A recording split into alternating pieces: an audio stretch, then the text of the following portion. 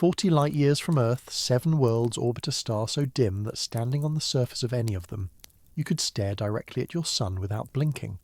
It would hang in the sky like a vast red ember, perhaps 10 times wider than our own sun appears from Earth, yet casting only a fraction of the light, bathing everything beneath it in a perpetual crimson twilight. The shadows would be soft, the horizons ruddy, the very concept of a bright blue sky forever alien to any creature that might evolve there. This is the TRAPPIST-1 system, and when astronomers announced its discovery in 2017, it seemed for a breathless moment that we had found something miraculous. 7 rocky planets, all roughly Earth-sized, 3 of them sitting squarely within the habitable zone where liquid water could theoretically exist on their surfaces. The headlines wrote themselves: 7 chances at life, 7 potential Earths, a solar system that seemed almost purpose-built for habitability, packed into a space smaller than the orbit of Mercury. The discovery triggered a wave of scientific optimism that bordered on euphoria. Here, finally, was a system close enough that our most powerful telescopes might actually be able to peer into the atmospheres of worlds that could harbour oceans, continents, perhaps even forests of alien vegetation absorbing that dim red light. For the first time in human history, the question of whether we are alone in the universe seemed answerable within our lifetimes. The James Webb Space Telescope, then still under construction, was immediately tasked with making TRAPPIST-1 a priority target. Scientists began drafting research proposals. Artists rendered imagined beaches beneath that enormous red sun. The public imagination caught fire. But 7 years later, as data from the Webb telescope has begun to arrive, a darker picture has emerged. One by one, the innermost planets of TRAPPIST-1 have been examined, and one by one they appear to be stripped bare. No significant atmospheres, no protective blankets of gas to hold in heat or shield against radiation. These worlds that looked so promising on paper may be nothing more than scorched rocks, baked and blasted by the very star that seemed to offer them such gentle warmth. And the planets farther out, the ones still waiting to be examined, face challenges so severe that many researchers have begun to speak not of discovery, but of disappointment. The TRAPPIST-1 system may represent something far more unsettling than a cosmic jackpot. It may be a graveyard of almost Earths, a cruel demonstration of how close a planetary system can come to being perfect for life, while remaining utterly hostile to it. If you find yourself captivated by the strange and sometimes heartbreaking realities of our search for life beyond Earth, and you want to explore more of these cosmic mysteries together, please consider liking and subscribing. It truly helps more than you know. Are you ready? Let us step across 40 light-years of void and examine world by world why the most promising planetary system ever discovered may also be the most devastating false hope in the history of astronomy. The star at the centre of this system is nothing like our Sun. TRAPPIST-1 is what astronomers call an ultra-cool red dwarf, a classification that sounds almost affectionate, but describes a stellar object so fundamentally different from our yellow Sun that the comparison barely holds. With only 9% of our Sun's mass and roughly 12% of its diameter, TRAPPIST-1 is barely large enough to sustain hydrogen fusion in its core. If it were slightly smaller, it would be a brown dwarf, a failed star incapable of producing sustained nuclear burning. It exists at the very threshold of what it means to be a star at all. The implications of this marginal status ripple through every aspect of the system it has spawned. Because TRAPPIST-1 produces so little energy, its habitable zone, the region where temperatures allow liquid water to exist, lies extraordinarily close to the star itself. Where Earth orbits roughly 93 million miles from the Sun, completing one orbit every 365 days, the entire TRAPPIST-1 system would fit within the orbit of Mercury. The outermost planet, TRAPPIST-1H, circles its star in just 19 Earth days. The innermost planet, TRAPPIST-1b, completes an orbit in a mere 36 hours. These worlds are packed so close to their star, and to each other, that from the surface of any one of them, you could see several of the others as visible disks in the sky, their phases changing from crescent to full as they weave through their orbital dance. This proximity creates a phenomenon that would be utterly foreign to any earthly observer. The gravitational relationship between TRAPPIST-1 and its planets is intense enough that every single world in the system is almost certainly tidally locked. Just as our moon always shows the same face to Earth, never rotating independently, but instead keeping one hemisphere permanently turned toward us. Each TRAPPIST-1 planet likely presents one face eternally toward its star, while the opposite hemisphere stares forever into the cold void of space. There is no sunrise on these worlds. There is no sunset. There is only a day side bathed in that red light without interruption, and a night side locked in perpetual darkness. On Earth, the rotation of our planet distributes solar energy around the globe, creating day and night, warming the oceans that then circulate heat from the equator toward the poles, driving weather systems that redistribute warmth and moisture across continents. On a tidally locked world, none of these mechanisms function in familiar ways. The day side receives constant stellar radiation, potentially heating surface temperatures to levels incompatible with liquid water, or life as we know it. The night side receives no stellar radiation whatsoever, potentially freezing any atmosphere or ocean into a permanent ice shell. The boundary between these two zones, the terminator ring where eternal day meets eternal night, becomes the only region where temperatures might theoretically remain moderate. Scientists have modelled these scenarios extensively, and their conclusions offer a narrow thread of hope. If a tidally locked planet possesses a sufficiently thick atmosphere, that atmosphere can act as a heat engine, carrying warmth from the day side to the night side through powerful winds, moderating the extreme temperature differences and potentially creating habitable conditions across a wider range of the surface. On such a world, you might find temperate zones not just at the terminator but extending well into both hemispheres, the atmosphere acting as a kind of thermal blanket that smooths out the brutal dichotomy of eternal light and eternal dark. But here is where the story turns tragic for the TRAPPIST-1 system. For an atmosphere to perform this life-sustaining function, it must first exist, and the very qualities that made TRAPPIST-1 seem so promising for habitability may have conspired to strip its planets bare of the atmospheric protection they so desperately need. TRAPPIST-1 is old. Estimates place its age at roughly 7.6 billion years, more than half again as old as our own solar system. This means its planets have had billions of years longer than Earth to develop life, which initially sounds like an advantage. Surely the reasoning went, if life needed only a few 100 million years to emerge on Earth, then the planets of TRAPPIST-1 have had ample time, geological eons upon eons, to evolve whatever biochemistry might flourish under a red sun. But age cuts both ways. 7 billion years is also ample time for a star to strip away the atmospheres of worlds orbiting too close. The problem is that TRAPPIST-1, despite its current status as an ultra-cool dwarf, was not always so quiescent. In its youth, like all red dwarf stars, it went through a phase of extreme hyperactivity that lasted far longer than the corresponding phase of larger stars like our Sun. Red dwarfs take an extraordinarily long time to settle onto what astronomers call the main sequence, the stable phase of hydrogen burning that characterises most of a star's lifetime. Our Sun achieved this stability within roughly 50 million years of its formation. TRAPPIST-1 may have taken 1 billion years or more. During that prolonged adolescence, the star would have been far more luminous than it is today, bombarding its planets with levels of radiation orders of magnitude higher than they currently experience. The habitable zone, which today sits where planets E, F and G orbit, would have been pushed far outward. The inner planets, the ones that now seem best positioned for liquid water, would have been bathed in stellar radiation intense enough to photodissociate any water in their atmospheres, splitting H2O molecules into hydrogen and oxygen. The light hydrogen would have escaped to space, carrying away any possibility of oceans forever.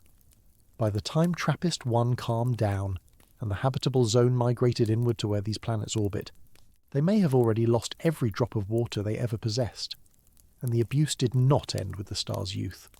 Red dwarf stars, even in their supposedly stable main sequence phase, are notorious for their flares. Our Sun occasionally produces flares and coronal mass ejections that can disrupt satellites and power grids on Earth. TRAPPIST-1 produces flares that are proportionally far more violent, events that can increase the star's brightness in certain wavelengths by factors of thousands within minutes. These flares blast the inner planets with intense ultraviolet and X-ray radiation, further stripping away any atmosphere that might have survived the early bombardment. They also produce energetic particles that, without a protective magnetic field to deflect them, could sterilize the surface of any world in the system. The question of magnetic fields is itself a source of deep uncertainty. Earth's magnetic field, generated by the churning of our planet's liquid iron core, creates a protective magnetosphere that deflects the solar wind and channels most energetic particles toward the poles, where they produce harmless auroras rather than destroying our atmosphere or irradiating the surface. Whether the TRAPPIST-1 planets possess similar magnetic shields remains unknown. Tidal locking tends to slow a planet's rotation, and slower rotation may weaken the dynamo processes that generate magnetic fields. A tidally locked planet spinning once every few days instead of every 24 hours might have a weak or non-existent magnetic field, leaving it naked against the stellar wind and flares of its parent star. This brings us to the first hard evidence from the James Webb Space Telescope, and it is not encouraging. In 2023, a team led by researchers from NASA's Goddard Space Flight Center published observations of TRAPPIST-1b, the innermost planet of the system. Using the telescope's mid-infrared instrument, they measured the thermal emission from the planet's dayside, the hemisphere permanently facing the star. What they found was stark. The temperature of the dayside is approximately 500 Kelvin, or roughly 450 degrees Fahrenheit. This temperature, while extreme, is actually consistent with bare rock absorbing and irradiating stellar energy, with essentially no atmospheric redistribution of heat. In other words, TRAPPIST-1b appears to have no significant atmosphere at all. The lack of heat redistribution from dayside to nightside, which would show up as a slightly lower dayside temperature if atmosphere were present, suggests that this world is effectively airless. It is probably similar to Mercury in our own solar system, a scorched ball of rock, subjected to temperature extremes between its sunlit and dark hemispheres, utterly incapable of supporting liquid water or life as we understand it. Some researchers have held out hope that TRAPPIST-1b might possess a thin atmosphere of carbon dioxide, which could have survived the stellar bombardment and might still provide some small measure of habitability. But follow-up observations have cast doubt on even this minimal possibility. The data is consistent with a world that has been scoured clean, stripped of volatiles, baked under billions of years of red starlight until nothing remains but bare rock and perhaps traces of metallic oxides. If TRAPPIST-1b represented an isolated case, this finding might be disappointing but not devastating. After all, TRAPPIST-1b orbits so close to its star that it was never a strong candidate for habitability in the first place. It lies well inside the inner edge of the conservative habitable zone, receiving too much stellar flux to maintain liquid water on its surface, even under optimistic atmospheric assumptions. The planets farther out, the ones astronomers had truly pinned their hopes on, might still possess the atmospheres and oceans that TRAPPIST-1b lacks. But in 2024, the James Webb Space Telescope turned its gaze toward TRAPPIST-1c, the second planet in the system, and the news was no better. TRAPPIST-1c orbits slightly farther from the star than its sibling, receiving about twice the stellar flux that Earth receives from our Sun. This is still too much for the planet to be considered within the habitable zone, but it placed TRAPPIST-1c in an interesting intermediate category, where a thick carbon dioxide atmosphere might create a Venus-like greenhouse effect, maintaining surface conditions that, while hostile, would at least indicate the presence of a substantial atmospheric envelope. The observations revealed nothing of the sort. Like its inner sibling, TRAPPIST-1c appears to have essentially no atmosphere. Its dayside temperature, measured at roughly 380 Kelvin, is consistent with bare rock, or at most a thin, tenuous envelope of gas that provides no significant thermal redistribution. The thick CO2 atmosphere that might have indicated volcanic activity, water vapour, or geochemical cycling simply is not there. This planet too has been stripped, 2 for 2. The two innermost planets of what seemed like the most promising planetary system ever discovered appear to be dead worlds, rocks without air, incapable of supporting life or liquid water, and this pattern has begun to suggest something deeply troubling about the entire system. The planets of TRAPPIST-1 exist in a state of gravitational resonance with each other, a condition where their orbital periods form simple integer ratios. TRAPPIST-1b orbits the star 8 times for every 5 orbits of planet C, which in turn orbits 5 times for every 3 orbits of planet D, and so on through the system. This resonant chain means that the planets exert regular gravitational tugs on each other, squeezing and stretching their interiors through tidal heating, potentially keeping them geologically active far longer than their sizes alone would suggest. Scientists hoped that this tidal heating might drive volcanism, releasing gases from planetary interiors to replenish atmospheres even as stellar radiation stripped them away from above. A world losing atmosphere to stellar wind but gaining it through volcanic outgassing might reach an equilibrium, maintaining enough air to support habitability. But if the inner planets have lost this battle so decisively, the question arises, can the outer planets fare any better? The optimistic argument is that distance matters enormously. TRAPPIST-1, F and G, the planets within the system's habitable zone, receive significantly less stellar radiation than their inner siblings. The stellar wind weakens with distance squared, meaning that Planet E receives perhaps 4 times less wind pressure than Planet B. Flares, while still dangerous, would be proportionally less devastating at these greater distances. The stripping that scoured the inner planets bare might have left the outer ones with enough atmosphere to remain viable. The pessimistic argument, however, is that the difference is merely one of degree. If even Planet C, receiving only twice Earth's stellar flux, has been stripped bare, then the planets farther out are simply taking longer to suffer the same fate. 7 billion years is an immense span of time, even if the outer planets lose atmosphere more slowly. They have had billions of years in which to lose it. The equilibrium between outgassing and stripping might still favour stripping over these cosmic timescales. And there is another factor that makes the outer planets problematic in their own right: water delivery. The standard model for how Earth acquired its oceans involves bombardment during the late heavy bombardment period, roughly 3.8 billion years ago, when comets and water-rich asteroids from the outer solar system were gravitationally scattered inward, crashing into the inner planets and delivering vast quantities of water. This model requires a source of water-rich material in the outer reaches of the solar system and a mechanism to perturb it inward.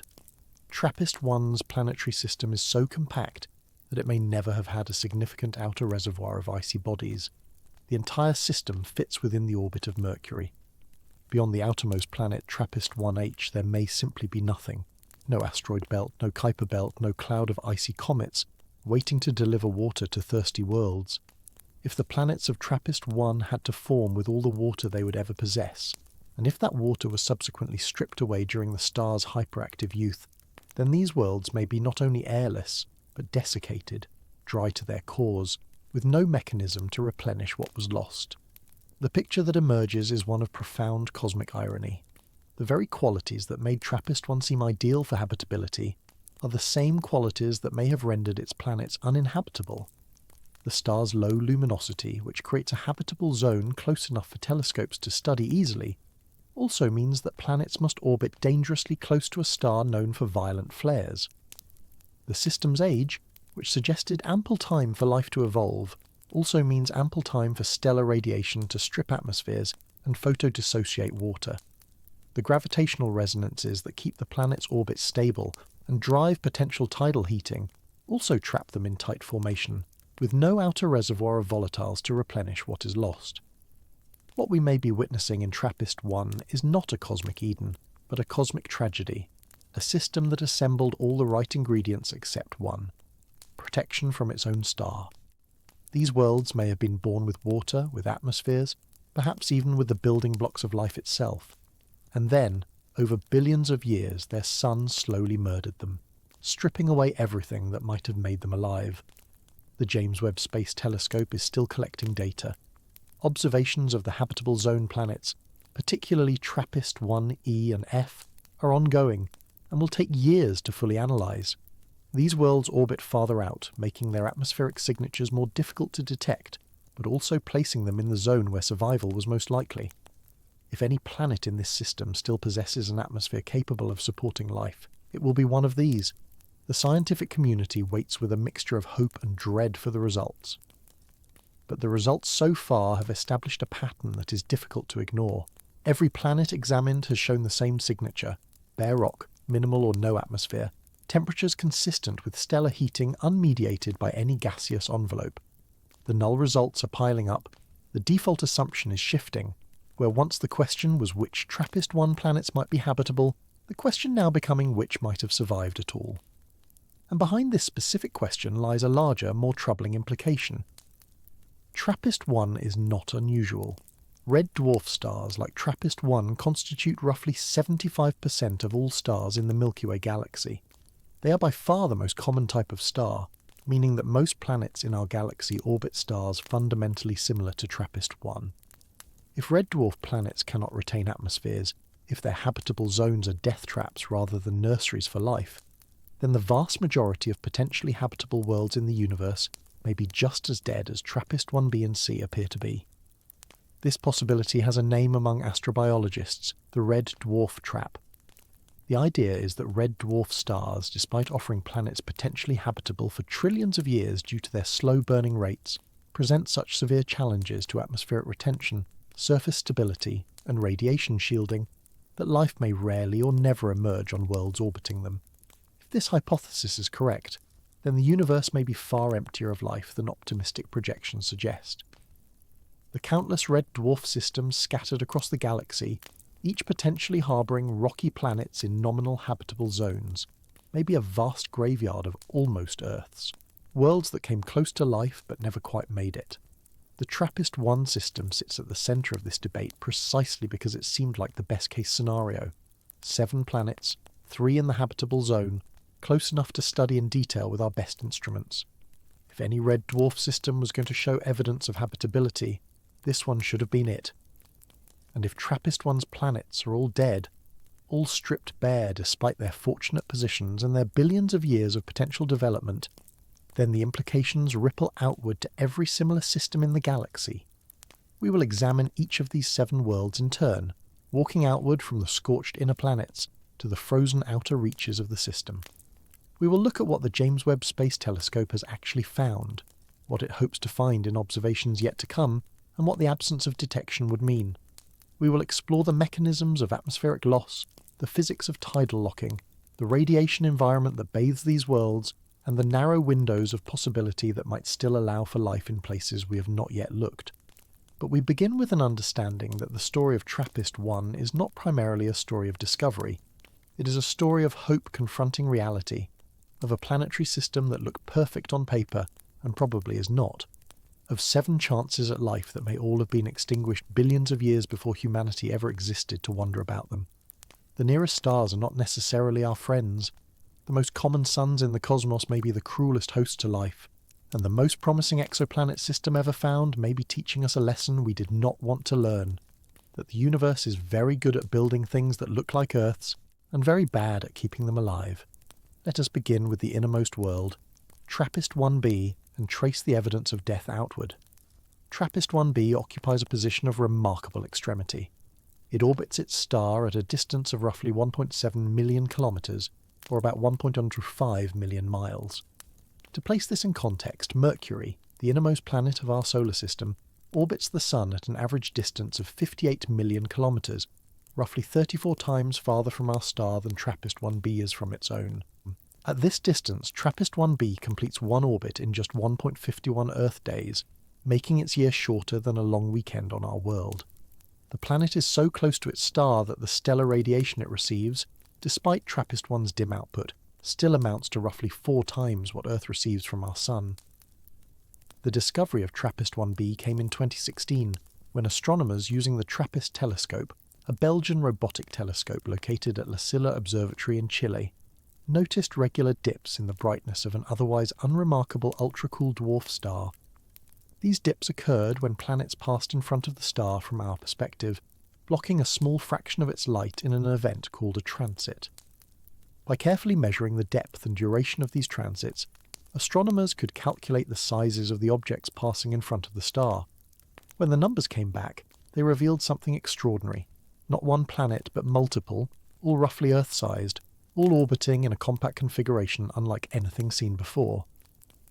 The formal announcement in February 2017 expanded the known count to 7 planets and ignited worldwide interest. But from the beginning, TRAPPIST-1b was understood to occupy a precarious position. Its proximity to the star placed it well inside the inner edge of the habitable zone, in a region where even a planet with a thick atmosphere would likely experience a runaway greenhouse effect similar to what happened on Venus. Any liquid water on the surface would have evaporated into the atmosphere, where ultraviolet radiation from the star would have split it into hydrogen and oxygen. The light hydrogen would have escaped to space, while the oxygen might have combined with surface rocks, or also been lost over geological time.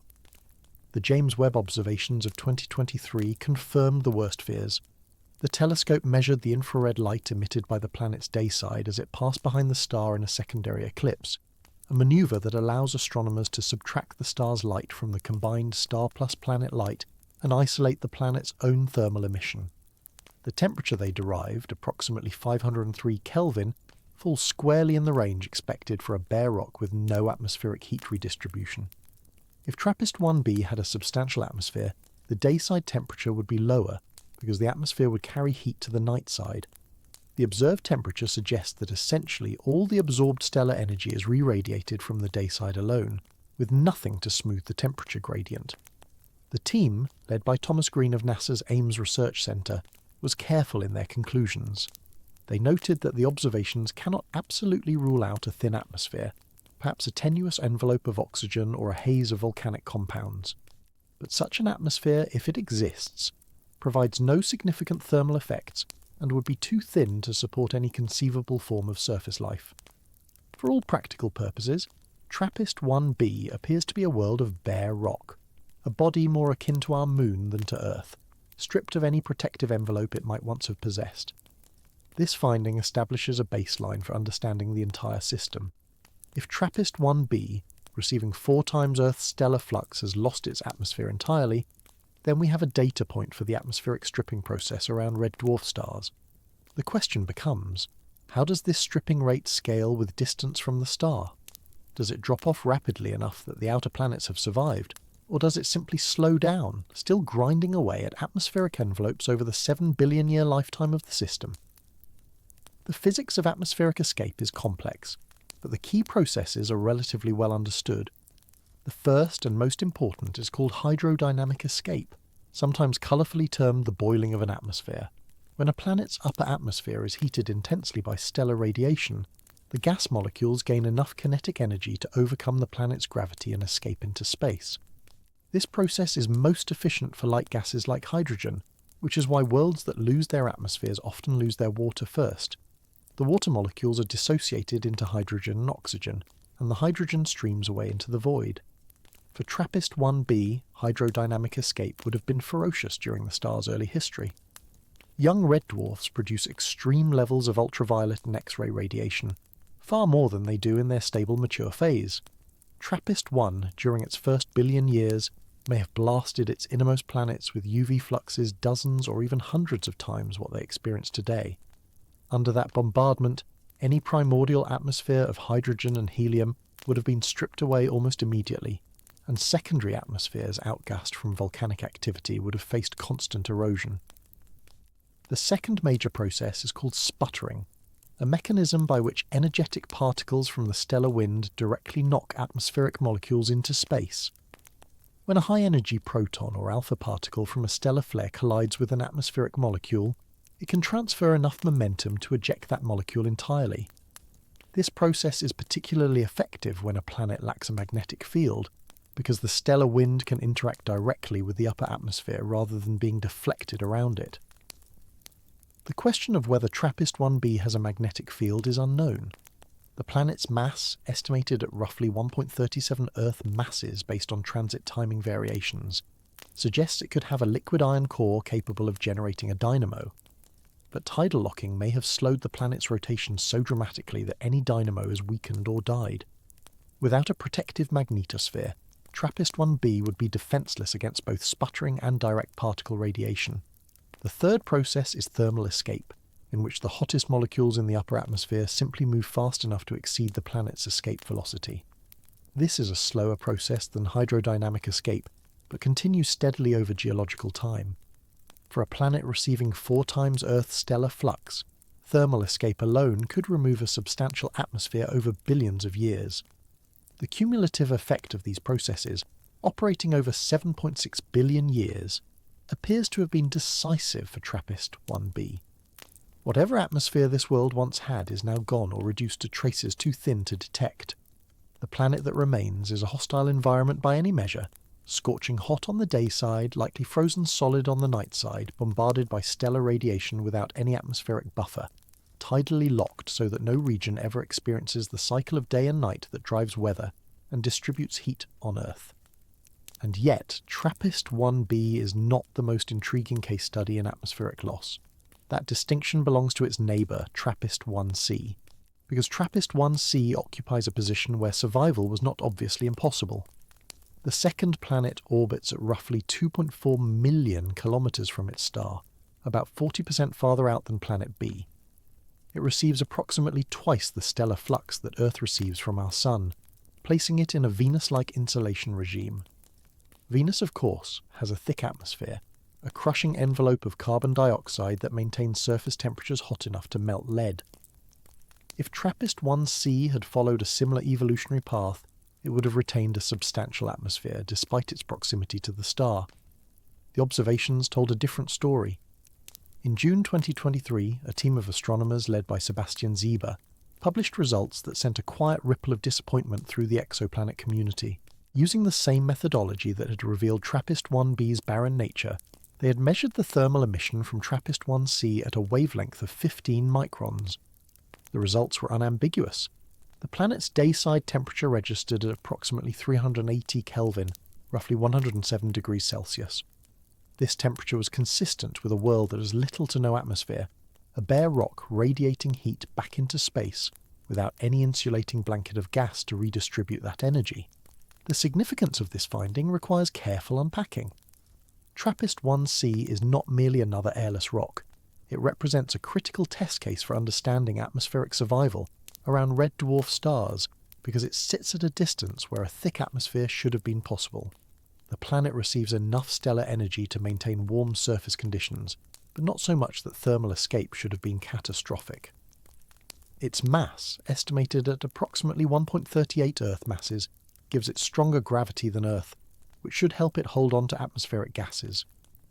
Its density suggests a rocky composition similar to our own world, implying it likely experienced volcanic outgassing that would have produced a secondary atmosphere of carbon dioxide, nitrogen and water vapour over geological time. By every conventional calculation, TRAPPIST-1c should have an atmosphere. Venus, receiving only slightly less stellar flux relative to its star's output, maintains an atmosphere 90 times denser than Earth's. The physics that allows Venus to retain its crushing envelope of carbon dioxide should have operated similarly for TRAPPIST-1c. Yet the observations show a world stripped bare. The implications cascade outward to every planet in the system. If TRAPPIST-1c, orbiting at a distance where atmospheric retention was theoretically favourable, has lost its atmosphere entirely, what hope remains for the planets farther out? The answer depends on understanding exactly what made TRAPPIST-1c's position insufficient, and whether the outer planets might have escaped the same fate. Several factors conspire to make TRAPPIST-1c's atmospheric loss more severe than simple distance calculations would suggest. The first is the sheer duration of exposure. TRAPPIST-1 is ancient, more than 7 billion years old, and its planets have endured conditions that would strip atmospheres for longer than Earth has existed. The second factor is the specific character of red dwarf radiation. These stars emit a far higher proportion of their energy in the ultraviolet and X-ray bands relative to their visible light output than Sun-like stars do. A planet receiving the same total energy from a red dwarf as Earth receives from the Sun would actually experience significantly higher levels of atmosphere-stripping radiation. The third factor is the stellar activity history. TRAPPIST-1 spent its first several hundred million years in a highly active phase, producing flares and coronal mass ejections at rates that dwarf anything our Sun has exhibited in recorded history. The flaring behaviour of TRAPPIST-1 deserves particular attention because it transforms the atmospheric loss calculations from problematic to devastating. Studies of the star's current activity levels show that it produces significant flares roughly every few days, with major superflares occurring several times per year. These events temporarily increase the star's ultraviolet output by factors of hundreds or thousands, bathing all 7 planets in radiation pulses that accelerate atmospheric erosion dramatically. During a major flare, even the outer planets in the nominal habitable zone receive UV doses comparable to what Mercury experiences from our Sun. But the current flaring rate, while substantial, is a pale shadow of what TRAPPIST-1 produced in its youth. Young red dwarfs are extraordinarily active, Observations of similar stars in nearby young stellar clusters suggest that TRAPPIST-1, during its first billion years, may have flared almost continuously, with major events occurring multiple times per day rather than several times per year. The planets would have been swimming in a sea of ionizing radiation during precisely the period when their atmospheres were trying to form and stabilize. This timing is crucial. Planetary atmospheres are not static features that either exist or do not exist. They are dynamic systems that form, evolve, and can be replenished over time. Earth's current atmosphere is not the atmosphere it had 4 billion years ago. Volcanic activity, cometary impacts, and biological processes have continuously renewed and modified our atmospheric composition throughout geological history. For a planet to maintain an atmosphere over billions of years, the rate of atmospheric replenishment must exceed, or at least match, the rate of atmospheric loss. For the inner TRAPPIST-1 planets, this balance was impossible to achieve. The loss rates during the star's active youth were so extreme that no plausible level of volcanic outgassing could keep pace. Calculations suggest that TRAPPIST-1b and c would have needed to outgas the equivalent of Earth's entire ocean of water every 100 million years just to maintain a thin atmospheric layer. Such volcanic productivity is orders of magnitude beyond anything observed in our solar system. The mathematics led to an inescapable conclusion. The inner planets were doomed from the beginning. TRAPPIST-1c's fate was sealed not by its current position but by its history. The atmosphere it once possessed, built up from the gases released by cooling magma and volcanic eruptions over millions of years, was stripped away faster than it could be replenished. The process may have taken hundreds of millions of years, or it may have been largely complete within the first billion years of the system's existence. Either way, by the time TRAPPIST-1 settled into its calmer middle age, the damage was done. The atmosphere was gone, and without a source of new atmospheric gases it could not return. The bare surface of TRAPPIST-1c today bears witness to this ancient catastrophe. The day side, perpetually facing the dim red star, bakes under stellar radiation that reaches the ground without any atmospheric filtering.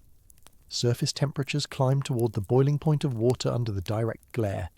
The night side, forever turned away from any source of stellar warmth, drops to temperatures where any residual atmospheric gases would have long since frozen out onto the surface as ices.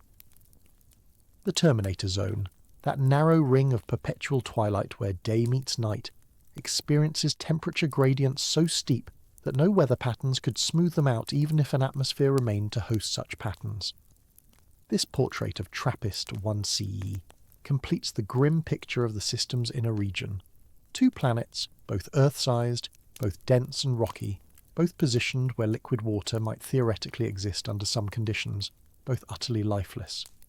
Bare rock spinning through the void around a star that stripped them of any chance at habitability before complex chemistry could even begin. But the TRAPPIST-1 system contains 7 planets, and the story is far from over. The real drama, the genuine scientific tension, lies farther out. It lies with the planets that orbit within what astronomers call the habitable zone, the range of distances where liquid water could exist on a planet's surface given the right atmospheric conditions. TRAPPIST-1 has not 1 or 2 but 3 planets orbiting squarely within this zone. Their names are TRAPPIST-1, F, and G, and their fates remain genuinely uncertain. To understand why these worlds represent the system's true test of habitability, we must first understand what the habitable zone actually means and what it does not mean. The concept is often called the Goldilocks zone, a region neither too hot nor too cold, where conditions are just right for liquid water.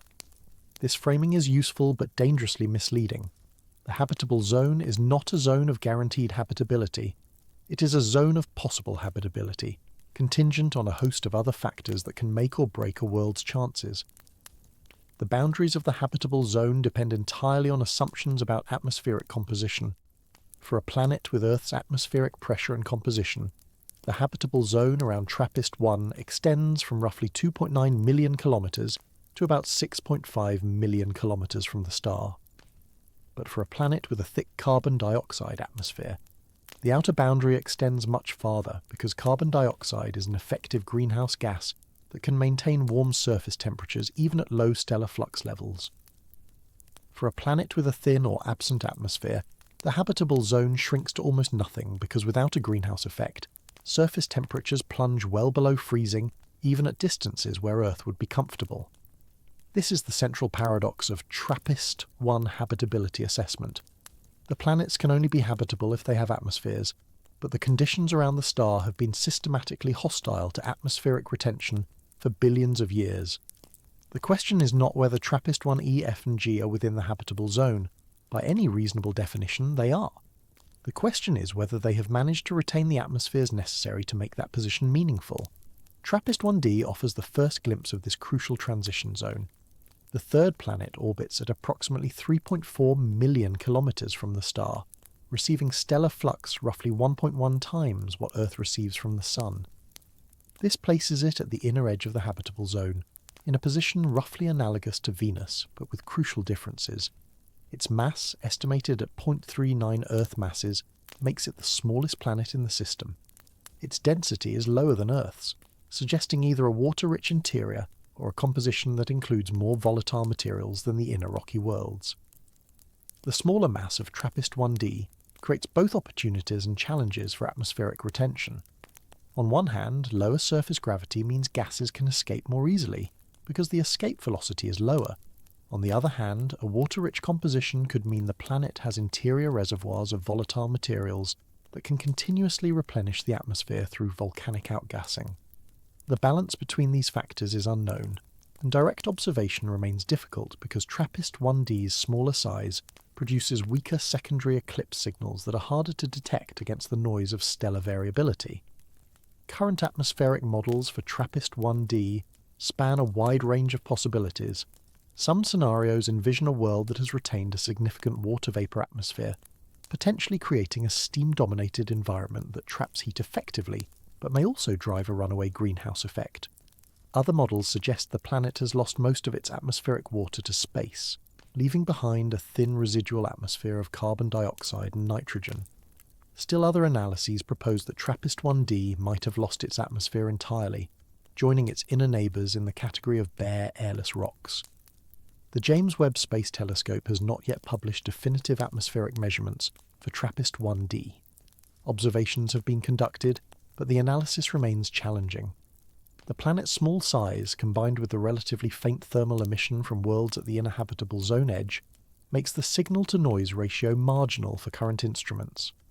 What can be said is that preliminary results do not show the obvious signs of a thick Venus-like atmosphere.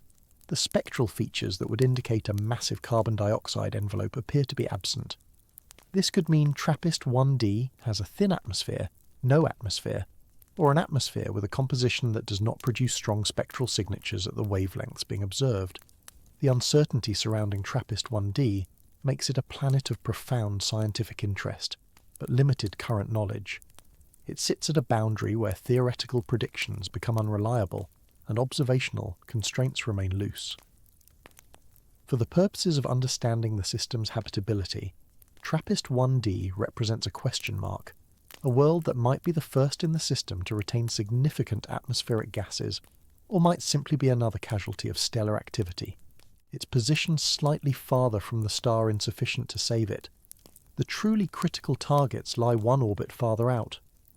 TRAPPIST-1e is the planet that has attracted more scientific attention and more hopeful speculation than any other world beyond our solar system. Its orbital parameters read like a habitability checklist.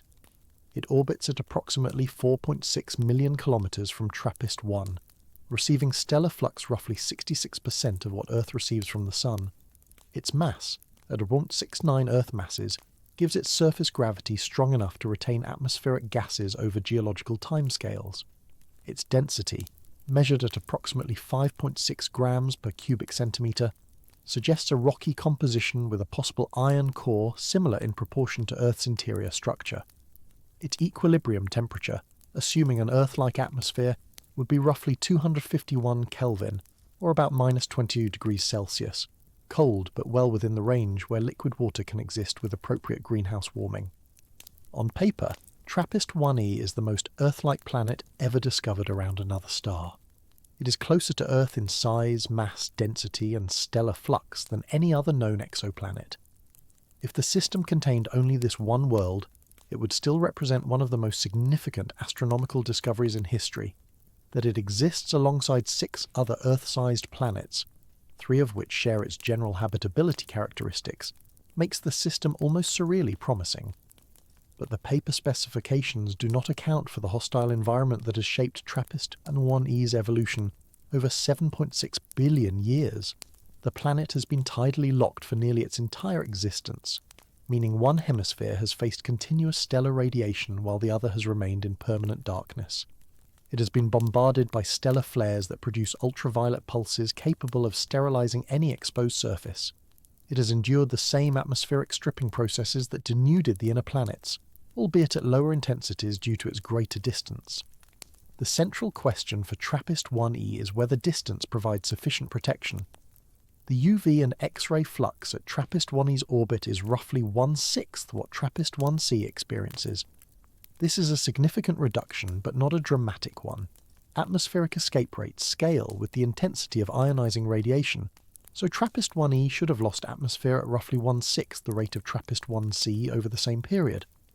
If TRAPPIST-1C lost its atmosphere in 1 billion years, TRAPPIST-1E might have retained its atmosphere for 6 billion years, but the system is 7.6 billion years old. The margins are thin. Climate modelling for TRAPPIST-1E reveals a world that, if it has an atmosphere, would likely be frozen over most of its surface. The dayside would be warm enough for liquid water near the substellar point, where the star appears directly overhead and never sets.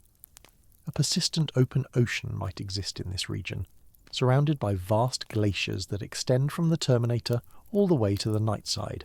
Some models suggest that heat transport through atmospheric circulation could maintain habitable conditions across a broader swathe of the surface, but these models require assumptions about atmospheric composition and thickness that remain unverified. The night side of TRAPPIST-1E in most scenarios would be a frozen wasteland of carbon dioxide ice and perhaps nitrogen snow. Temperatures could plunge below -100 degrees Celsius in regions farthest from the terminator. Any atmosphere would tend to freeze out on the night side over time, a process called atmospheric collapse that represents yet another threat to long-term habitability. If the night side becomes cold enough to condense atmospheric gases as surface ice, the atmosphere gradually transfers from the day side to the night side, thinning until it no longer provides significant greenhouse warming. This positive feedback loop could strip a marginal atmosphere entirely. Whether TRAPPIST-1E has avoided this fate depends on factors that current observations cannot yet resolve. A thick atmosphere with efficient heat transport could prevent atmospheric collapse by keeping the night side warm enough to avoid condensation. But a thick atmosphere would also produce strong spectral signatures during transit observations, and early JWST data have not shown conclusive evidence of such signatures. A thin atmosphere might avoid detection while still providing marginal habitability, but a thin atmosphere would be more vulnerable to stellar flares and ongoing atmospheric escape. The James Webb Space Telescope has devoted significant observing time to TRAPPIST-1E, recognizing its unique importance in the search for habitable exoplanets. Multiple transit observations have been conducted, with astronomers searching for the telltale absorption features that would indicate atmospheric gases passing between the planet and its star. The results, as of the most recent published analyses, remain frustratingly ambiguous. No definitive atmospheric detection has been announced. No obvious spectral features of water vapour, carbon dioxide or oxygen have emerged from the data. But neither have the observations ruled out a thin atmosphere or an atmosphere dominated by gases that do not produce strong spectral signatures at the wavelengths being monitored. This ambiguity represents both the current state of the science and the difficulty of the measurements being attempted. Detecting an atmosphere on an Earth-sized planet orbiting a star 40 light-years away is an achievement at the very edge of current technological capability. The signal being sought is tiny, a change in the amount of starlight blocked during transit that differs by perhaps 1 part in 10,000 depending on whether the planet has an atmosphere. Stellar variability, instrumental noise, and systematic uncertainties all conspire to make these measurements extraordinarily challenging. What can be said with confidence is that TRAPPIST-1E does not have a thick hydrogen-dominated atmosphere. Such an atmosphere would have been detected easily. The planet is not a gas dwarf masquerading as a rocky world. but whether it has a thin secondary atmosphere of heavier gases, the kind of atmosphere that would actually be necessary for habitability, remains an open question. The answer may come from continued JWST observations over the coming years, or it may require the next generation of space telescopes to resolve definitively. The same uncertainty applies to TRAPPIST-1, SMREF and G, the remaining planets within the habitable zone. These worlds orbit at approximately 5.9 and 7.2 million kilometres from their star respectively, placing them at the outer edge of the habitable zone where liquid water would require substantial greenhouse warming to exist. Their masses, at 0.93 and 1.15 Earth masses, are closer to Earth's mass than any of the inner planets. Their densities suggest rocky compositions with possible water ice mantles, the kind of structure that might indicate planets that formed with substantial volatile inventories. TRAPPIST-1F receives stellar flux roughly 38% of what Earth receives from the Sun. Without a greenhouse atmosphere, its surface would be frozen solid. With a carbon dioxide atmosphere of perhaps 2 to 3 times Earth's atmospheric pressure, models suggest it could maintain temperatures warm enough for liquid water across portions of its day side. The planet's larger mass gives it stronger surface gravity, which aids in atmospheric retention. Its greater distance from the star means it has experienced lower cumulative radiation damage over the system's history. TRAPPIST-1G, the sixth planet, orbits even farther out. It receives only about 26% of Earth's stellar flux, placing it near the outer boundary of conventional habitable zone definitions. To maintain liquid water, this world would need a thick greenhouse atmosphere, perhaps several times denser than Earth's, or significant internal heating from tidal forces to keep subsurface oceans liquid beneath an ice shell. Its position at 7.2 million kilometres places it in territory where atmospheric collapse becomes an increasing concern, as the lower stellar flux provides less energy to prevent night-side atmospheric freeze-out. Both planets remain observationally unexplored in detail. JWST has conducted preliminary observations, but the outer planets present even greater challenges than TRAPPIST-1e due to their longer orbital periods and lower surface temperatures. The thermal emission from these cooler worlds is harder to detect against instrumental noise, and the transit observations must contend with the same stellar variability that complicates all measurements of the system. What emerges from this survey of the habitable zone planets is a picture of profound uncertainty. 3 worlds exist in the range of distances where liquid water could persist on the surface. All 3 have masses and densities consistent with rocky, potentially Earth-like compositions. All 3 have experienced billions of years of stellar radiation that may or may not have stripped away their atmospheres. And for all 3, the critical measurements that would distinguish between a living world and a dead rock remain beyond the current limits of observational certainty. The system that looked so promising on initial discovery now reveals itself as a cosmic near-miss, a collection of Earth-sized planets arranged at seemingly perfect distances from their star, yet subjected to conditions that may have rendered every single one of them uninhabitable. The habitable zone is meaningless without an atmosphere. The atmosphere is lost without protection from stellar radiation. The protection is absent when a planet orbits so close to its star that it falls within the constant bombardment of ultraviolet light and energetic particles that red dwarfs produce throughout their extraordinarily long lives. This realization forces a confrontation with uncomfortable possibilities about the nature of planetary habitability throughout the galaxy. The uncomfortable possibilities extend far beyond TRAPPIST-1.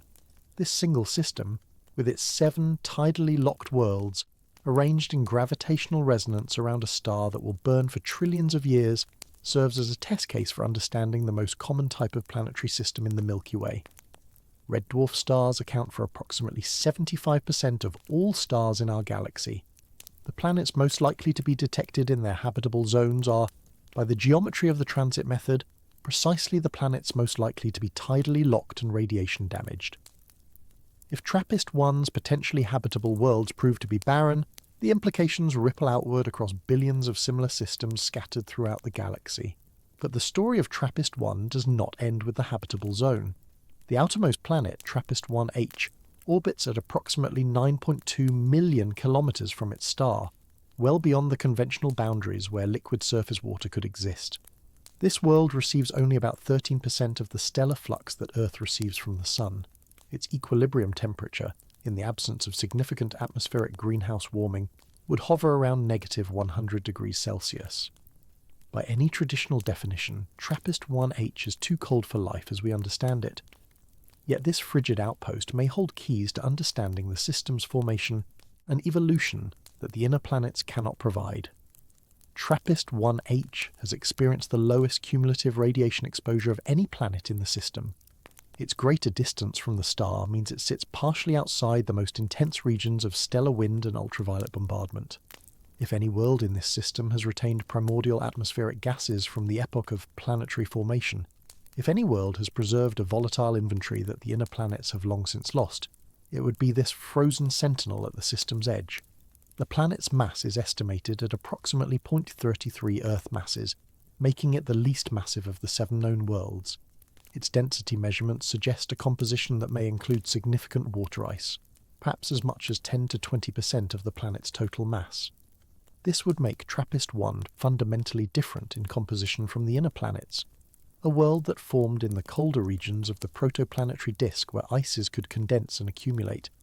The boundary between rocky planet and ice world appears to fall somewhere between TRAPPIST-1G and H, marking a compositional gradient that traces the thermal history of the system's formation. For astrobiologists, TRAPPIST-1H presents an intriguing possibility that contradicts its apparently hostile surface conditions. The combination of tidal heating from the 7-planet resonance chain and the planet's possible ice-rich composition raises the prospect of a subsurface ocean, a layer of liquid water maintained by internal heat beneath a protective ice shell. This configuration mirrors what scientists believe exists on Europa and Enceladus in our own solar system, moons that may harbour liquid water oceans despite receiving negligible solar energy at their orbital distances. The tidal forces acting on TRAPPIST-1H are weaker than those affecting the inner planets, but they are not negligible. The gravitational interplay between H and G, separated by only about 2 million kilometres at their closest approach, generates periodic flexing of both worlds' interiors. This flexing dissipates energy as heat, warming the planets from within in ways that have nothing to do with stellar radiation. For a world with substantial ice content, even modest tidal heating could maintain a liquid water layer tens of kilometres beneath the surface, insulated from the frozen vacuum above by a thick ice crust. This possibility illuminates a broader principle about planetary habitability that the traditional habitable zone concept fails to capture. The zone of liquid surface water is only one potential habitat for life. Subsurface oceans, protected from radiation by kilometres of ice, protected from atmospheric loss by the simple absence of any atmosphere to lose, represent a different category of potentially habitable environment. Europa, roughly half the size of TRAPPIST-1H, may contain more liquid water than all of Earth's oceans combined.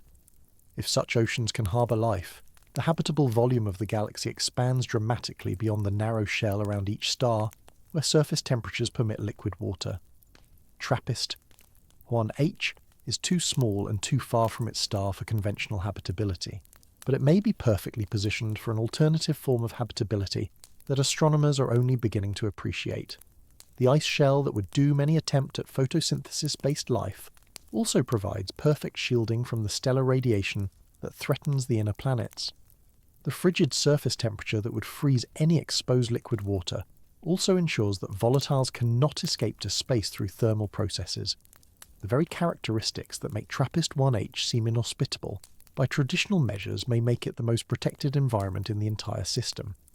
This consideration brings into focus a fundamental tension in the search for extraterrestrial life.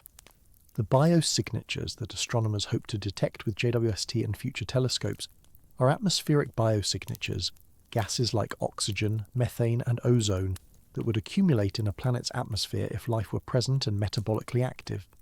These signatures require not just life, but life that interacts with the atmosphere, life that conducts photosynthesis or other chemistry that leaves detectable traces in the air above. A biosphere hidden beneath kilometres of ice, sustained by chemical energy from hydrothermal vents, producing no atmospheric signatures whatsoever, would be completely invisible to current detection methods. The TRAPPIST-1 system may therefore present a cruel irony. The planets most amenable to remote detection of life, the inner habitable zone worlds with potential atmospheres exposed to space, are also the planets most likely to have been sterilized by stellar radiation, the planets most likely to have retained protected liquid water environments, the outer ice worlds with subsurface oceans, are also the planets whose potential biospheres would be completely undetectable from across interstellar distances. We may be searching for life in the one place it cannot survive while ignoring the places where it might thrive in invisible silence. The resonance chain that defines the TRAPPIST-1 system's orbital architecture deserves closer examination, for it represents one of the most remarkable gravitational configurations ever discovered around another star. The 7 planets are locked in a cascade of mean motion resonances, orbital period ratios that form simple integer relationships with their neighbours. TRAPPIST-1, B, C and D have orbital periods in an 8:5:3 ratio. TRAPPIST-1D, E and F form a 5:3:2 chain. The relationships continue outward, linking all 7 worlds in a gravitational dance of extraordinary precision. These resonances are not coincidental. They emerged during the system's formation, when the planets were still embedded in the primordial disk of gas and dust that surrounded the young star.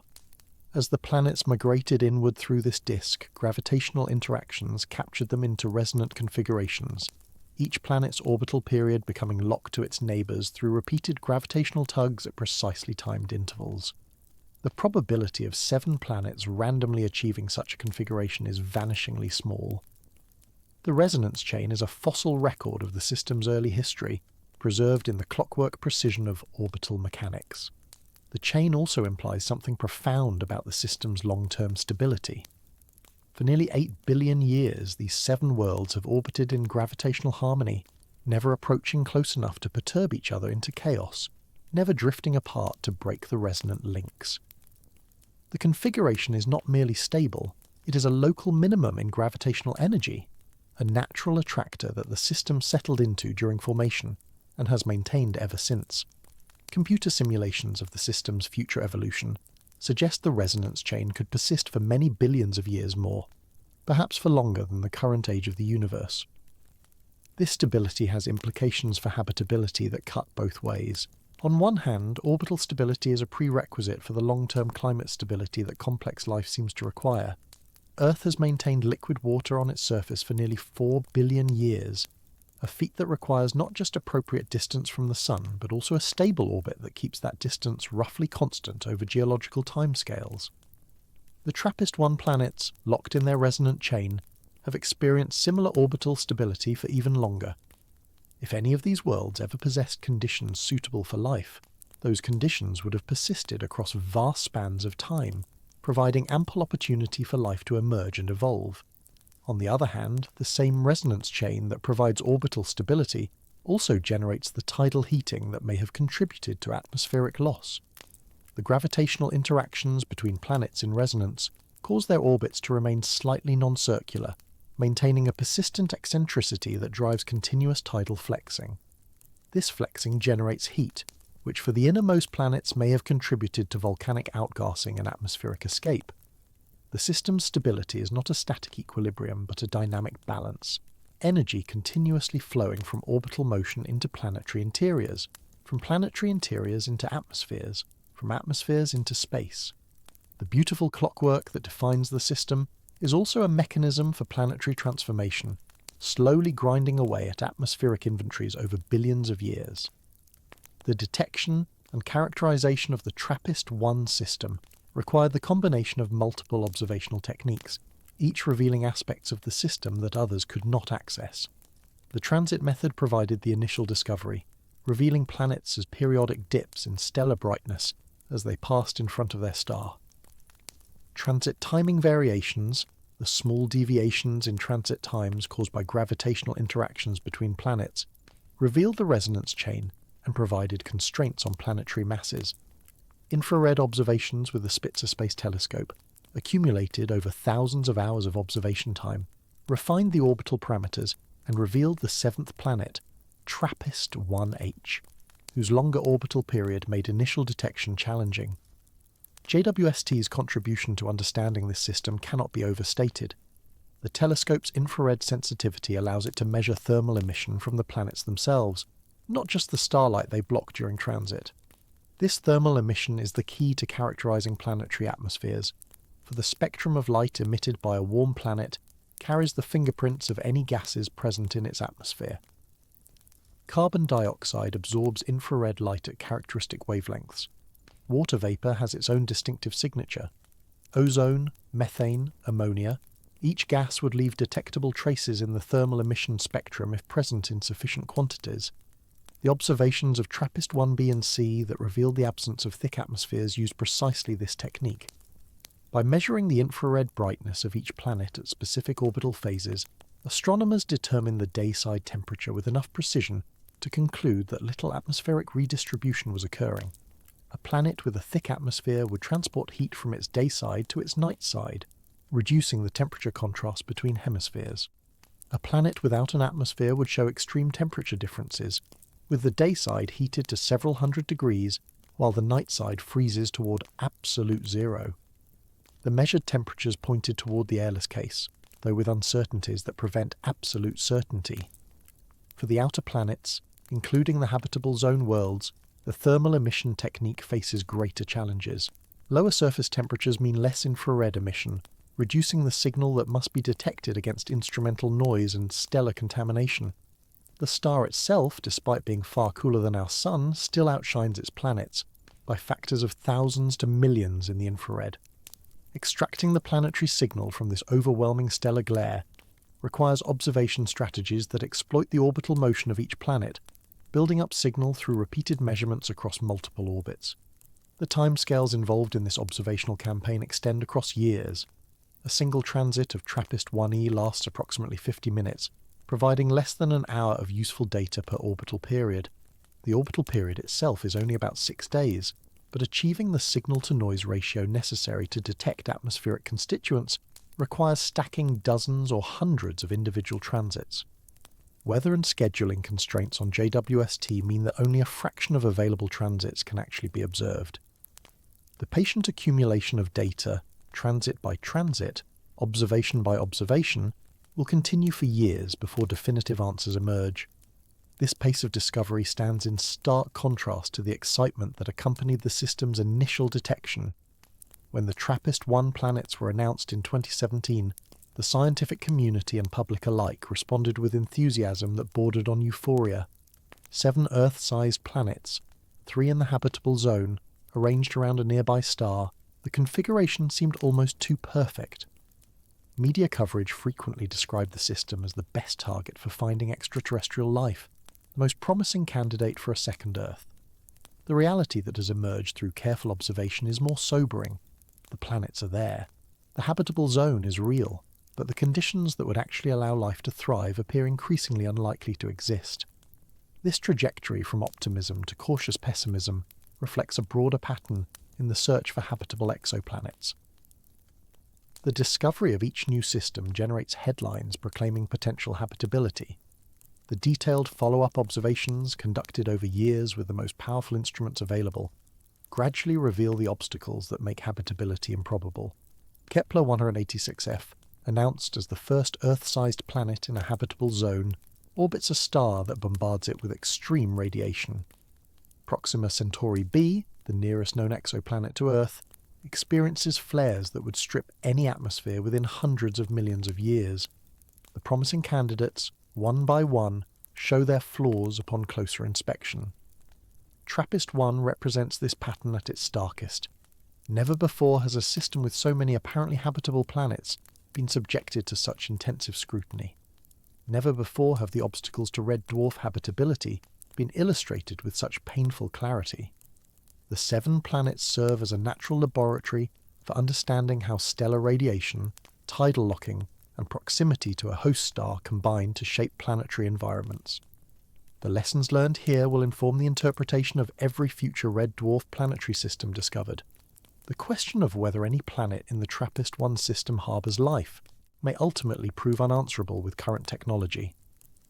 The atmospheric detections that would provide evidence for or against habitability hover at the edge of JWST's capabilities. The biosignatures that would confirm the presence of life, atmospheric disequilibrium that could only be explained by biological activity, would require even greater observational precision.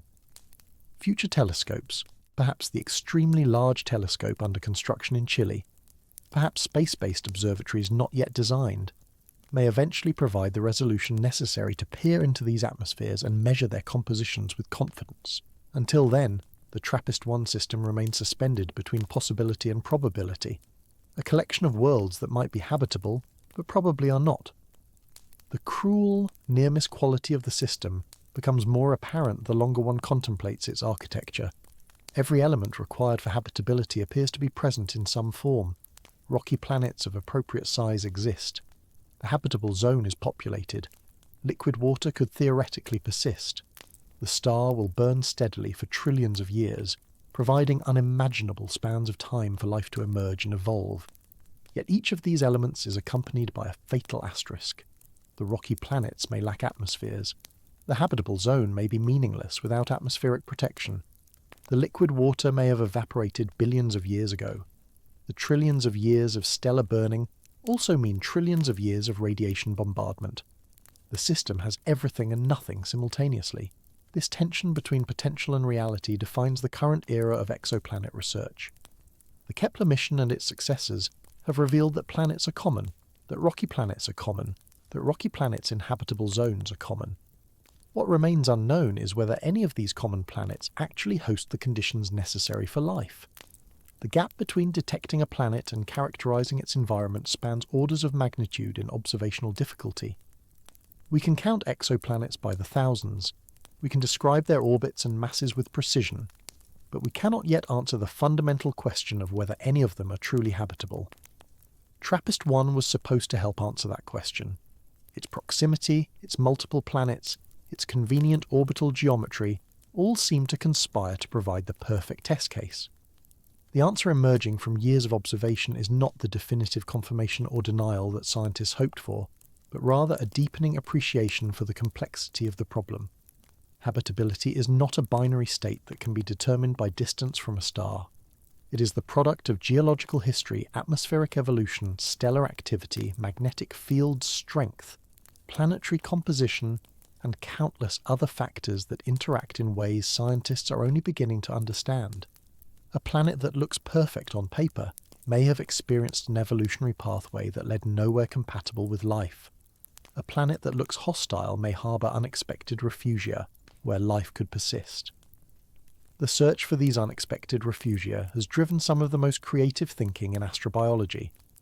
Scientists examining the TRAPPIST-1 system have been forced to abandon assumptions that seemed reasonable when applied to planets orbiting sun-like stars. The standard models of habitability, developed over decades of studying our own solar system, break down when confronted with the alien environment of a red dwarf system. New frameworks have emerged, frameworks that account for the perpetual twilight of tidally locked worlds, the constant assault of stellar radiation, the absence of seasonal variation, the potential for atmospheric collapse on the night side. These frameworks reveal possibilities that earlier generations of researchers never considered, but they also reveal dangers that were equally invisible to conventional thinking. Consider the subsurface habitability hypothesis. Even if the surface of every TRAPPIST-1 planet proves too hostile for life, the interiors of these worlds might tell a different story. On Earth, life extends kilometers beneath the surface, thriving in environments completely isolated from sunlight, drawing energy from chemical reactions rather than stellar radiation. The deep biosphere of our own planet contains biomass that rivals or exceeds the total mass of life on the surface. Bacteria inhabit rock formations miles underground. Microorganisms cluster around hydrothermal vents in perpetual darkness. Life, once it gains a foothold, proves remarkably creative at finding energy sources in unexpected places. The TRAPPIST-1 planets, if they possess liquid water beneath their surfaces, could harbour similar ecosystems entirely decoupled from the surface conditions that JWST struggles to characterise.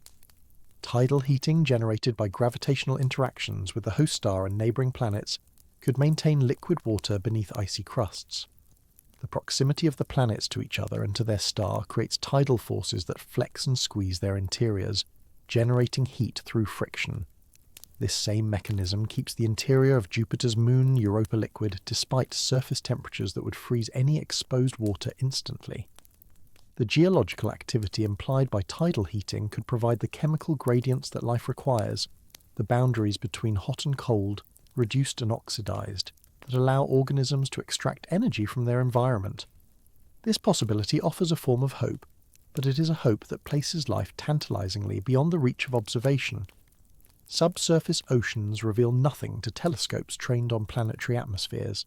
The biosignatures that astronomers search for, the atmospheric chemicals that betray biological activity, would remain hidden beneath kilometres of rock or ice. A planet could harbour thriving ecosystems in its depths, while appearing completely dead from the outside. The cruel irony of this scenario is that life might exist in the TRAPPIST-1 system, while remaining permanently invisible to the instruments designed to detect it. The question of whether these planets are inhabited could remain unanswerable, not because of limitations in our technology, but because of fundamental constraints on what can be observed from 40 light-years away. The ice-covered ocean world scenario draws direct parallels to bodies in our own solar system. Europa, Enceladus, and potentially several other moons of the outer planets harbour liquid water beneath frozen shells. These worlds have become priority targets for future exploration precisely because they might host life in environments shielded from the harsh radiation of space. The Galileo mission detected indirect evidence for Europa's subsurface ocean decades ago. The Cassini spacecraft observed geysers erupting from Enceladus, spraying water ice into space from a liquid reservoir beneath the South Polar region. These discoveries revolutionized the search for life by demonstrating that habitability does not require a planet to orbit within the traditional habitable zone. Energy sources other than stellar radiation can maintain liquid water, and liquid water is the universal solvent that appears necessary for biochemistry as we understand it.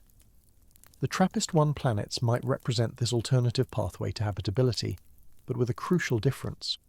Unlike Europa and Enceladus, they orbit close enough to their star that surface conditions could potentially support liquid water without the need for insulating ice shells. The question is whether that potential was ever realized, or whether the pre-main sequence evolution of TRAPPIST-1 foreclosed that possibility before the planets had a chance to develop stable surface environments. The answer may vary from planet to planet within the system. TRAPPIST-1H, the outermost world, receives less stellar radiation and experienced a less severe initial heating than its inner siblings. Its surface temperature, calculated from its distance and the star's luminosity, hovers around -100 degrees Celsius. This is far too cold for liquid water on the surface, but it might be perfect for an ice-covered ocean world if sufficient internal heat is available. The internal heat of the TRAPPIST-1 planets remains one of the great unknowns in characterizing the system. Tidal heating depends on orbital eccentricity, the departure from a perfectly circular orbit that causes the planet to move closer to and farther from its star during each revolution. The gravitational tug of neighbouring planets can maintain eccentricity even as tidal friction works to circularize orbits.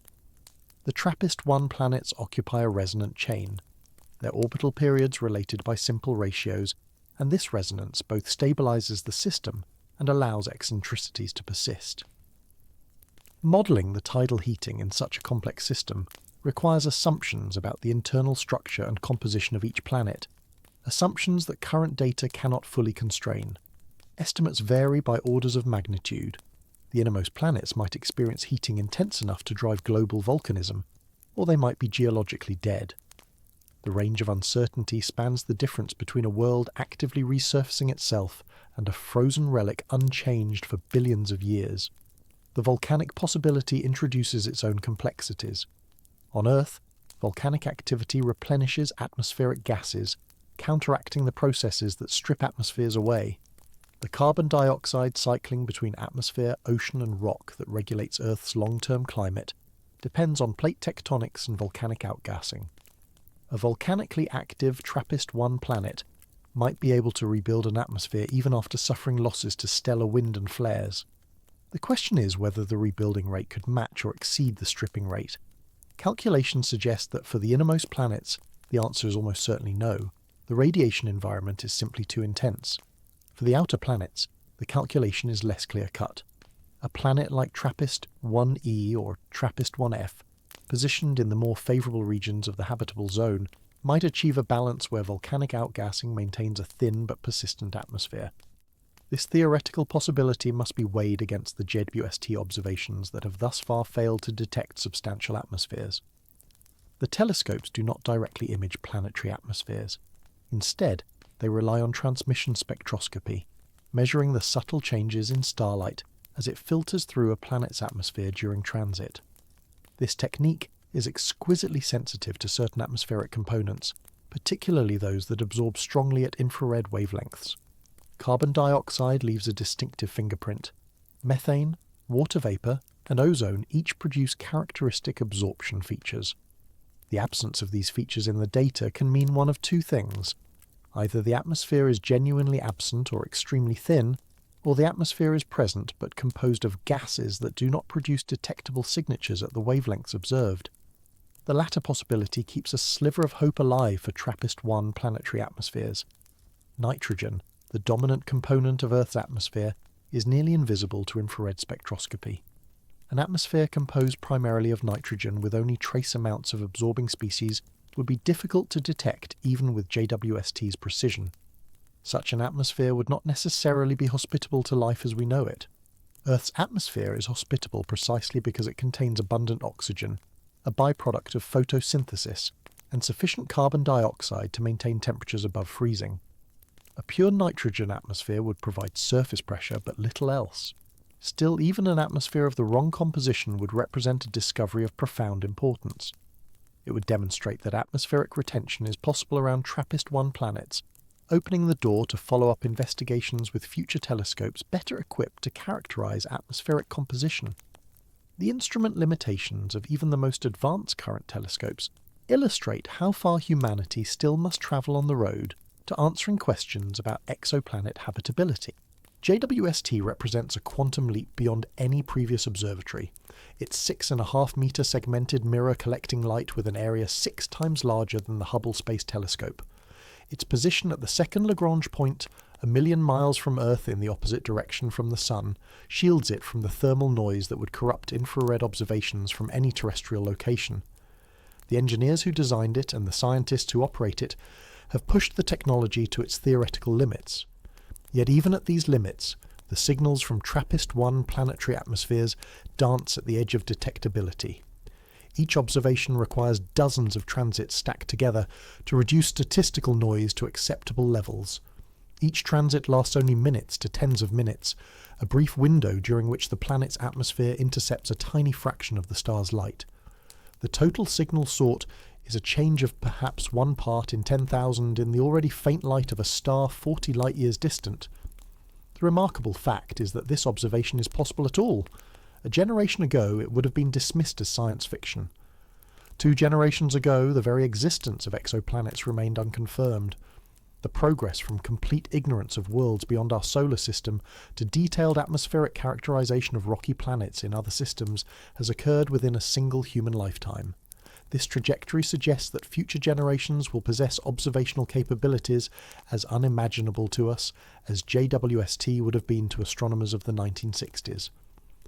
The extremely large telescope, currently under construction in the Chilean Atacama Desert, will combine a 39-metre primary mirror with adaptive optics sophisticated enough to correct for atmospheric turbulence in real time. Its light-gathering power will exceed JWST's by a factor of 16. Planned space observatories like the Habitable Worlds Observatory propose to directly image Earth-like planets around Sun-like stars, blocking the overwhelming glare of the host star to reveal the faint reflected light of its planetary companions. These future instruments may finally provide definitive answers about the TRAPPIST-1 system. They may detect atmospheric signatures that JWST could not, or they may confirm with greater confidence the apparent absence of atmospheres. They may identify biosignatures, the chemical disequilibria that cannot be explained by abiotic processes, or they may demonstrate that such signatures are absent. The timeline for these answers stretches across decades.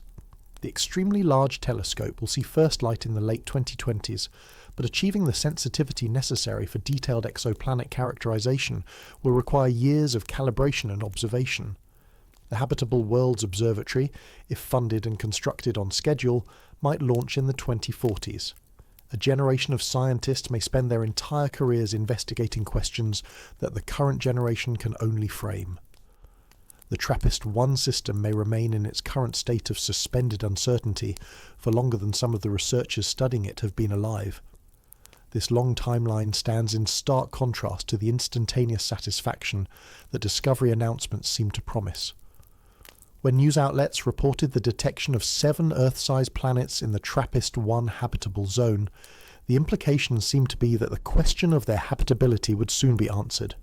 The public imagination leapt ahead to images of alien oceans, alien forests, alien civilizations looking back at us across the 40 light-year gulf.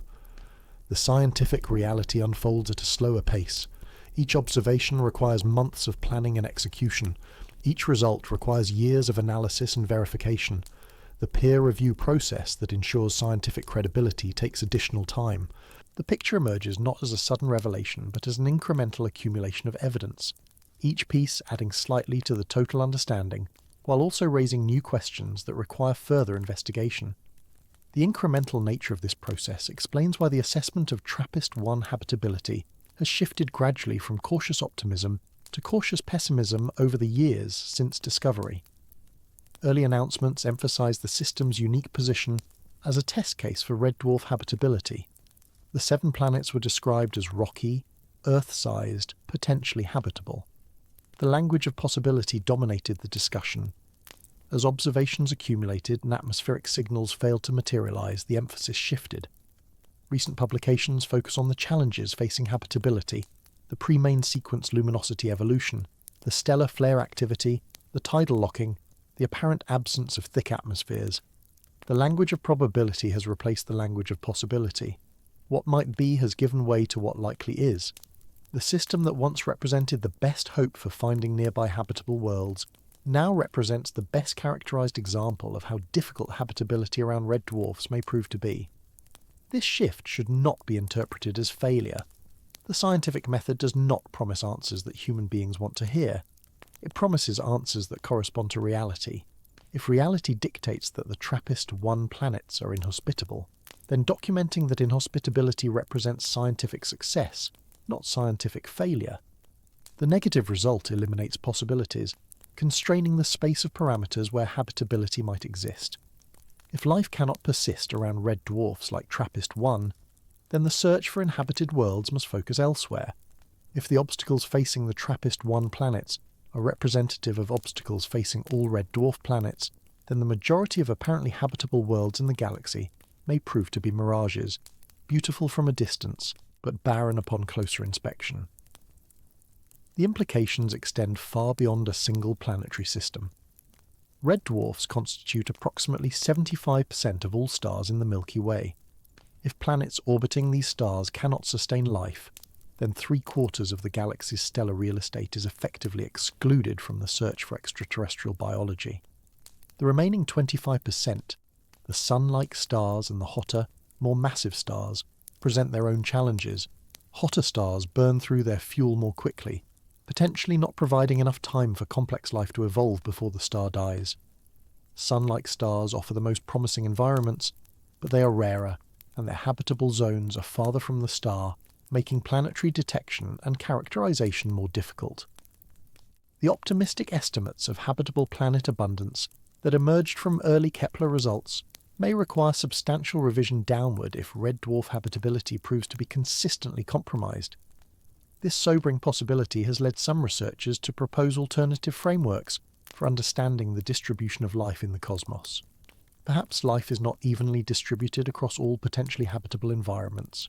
Perhaps certain stellar types, certain galactic environments, certain planetary architectures are overwhelmingly favoured. The concept of a galactic habitable zone has emerged, a region of the galaxy where conditions are favourable for complex life.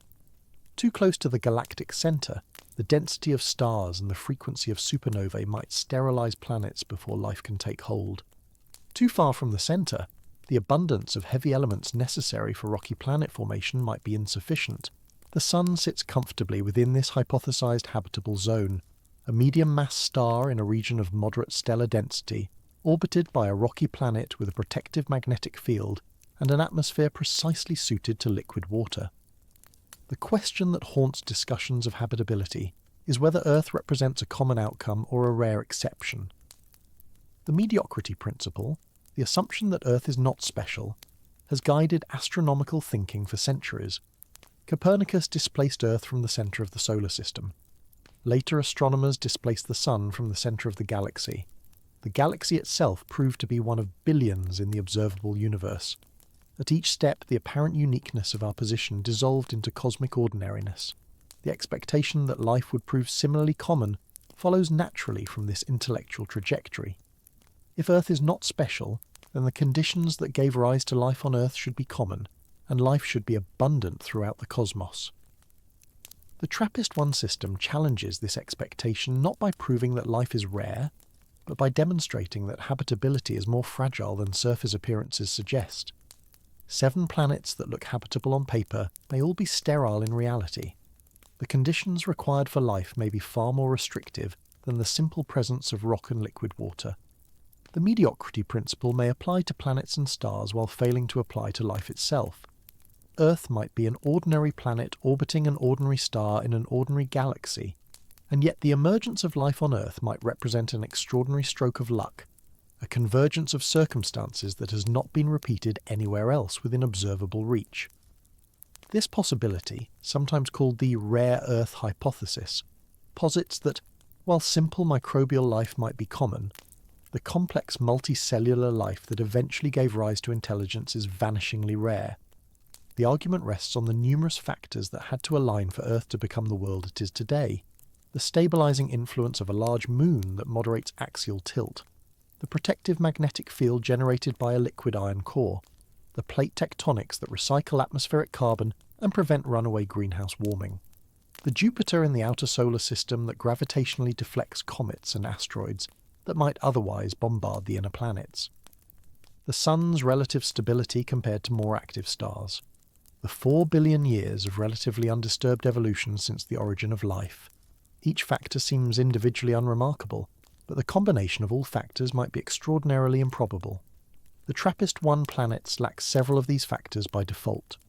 The tidal locking eliminates the moderating influence of rapid rotation. The proximity to the star subjects them to magnetic field interactions unknown on Earth. The compact orbital spacing means that gravitational perturbations from neighbouring planets occur constantly rather than rarely. The pre-main sequence evolution exposed them to conditions that would have sterilized Earth in its infancy. One by one, the protective factors that made Earth hospitable are revealed to be absent in the TRAPPIST-1 system. The planets orbit their star like Earth orbits the Sun, but the similarity ends at orbital mechanics. The environments these worlds experience bear little resemblance to the environment that nurtured life on Earth.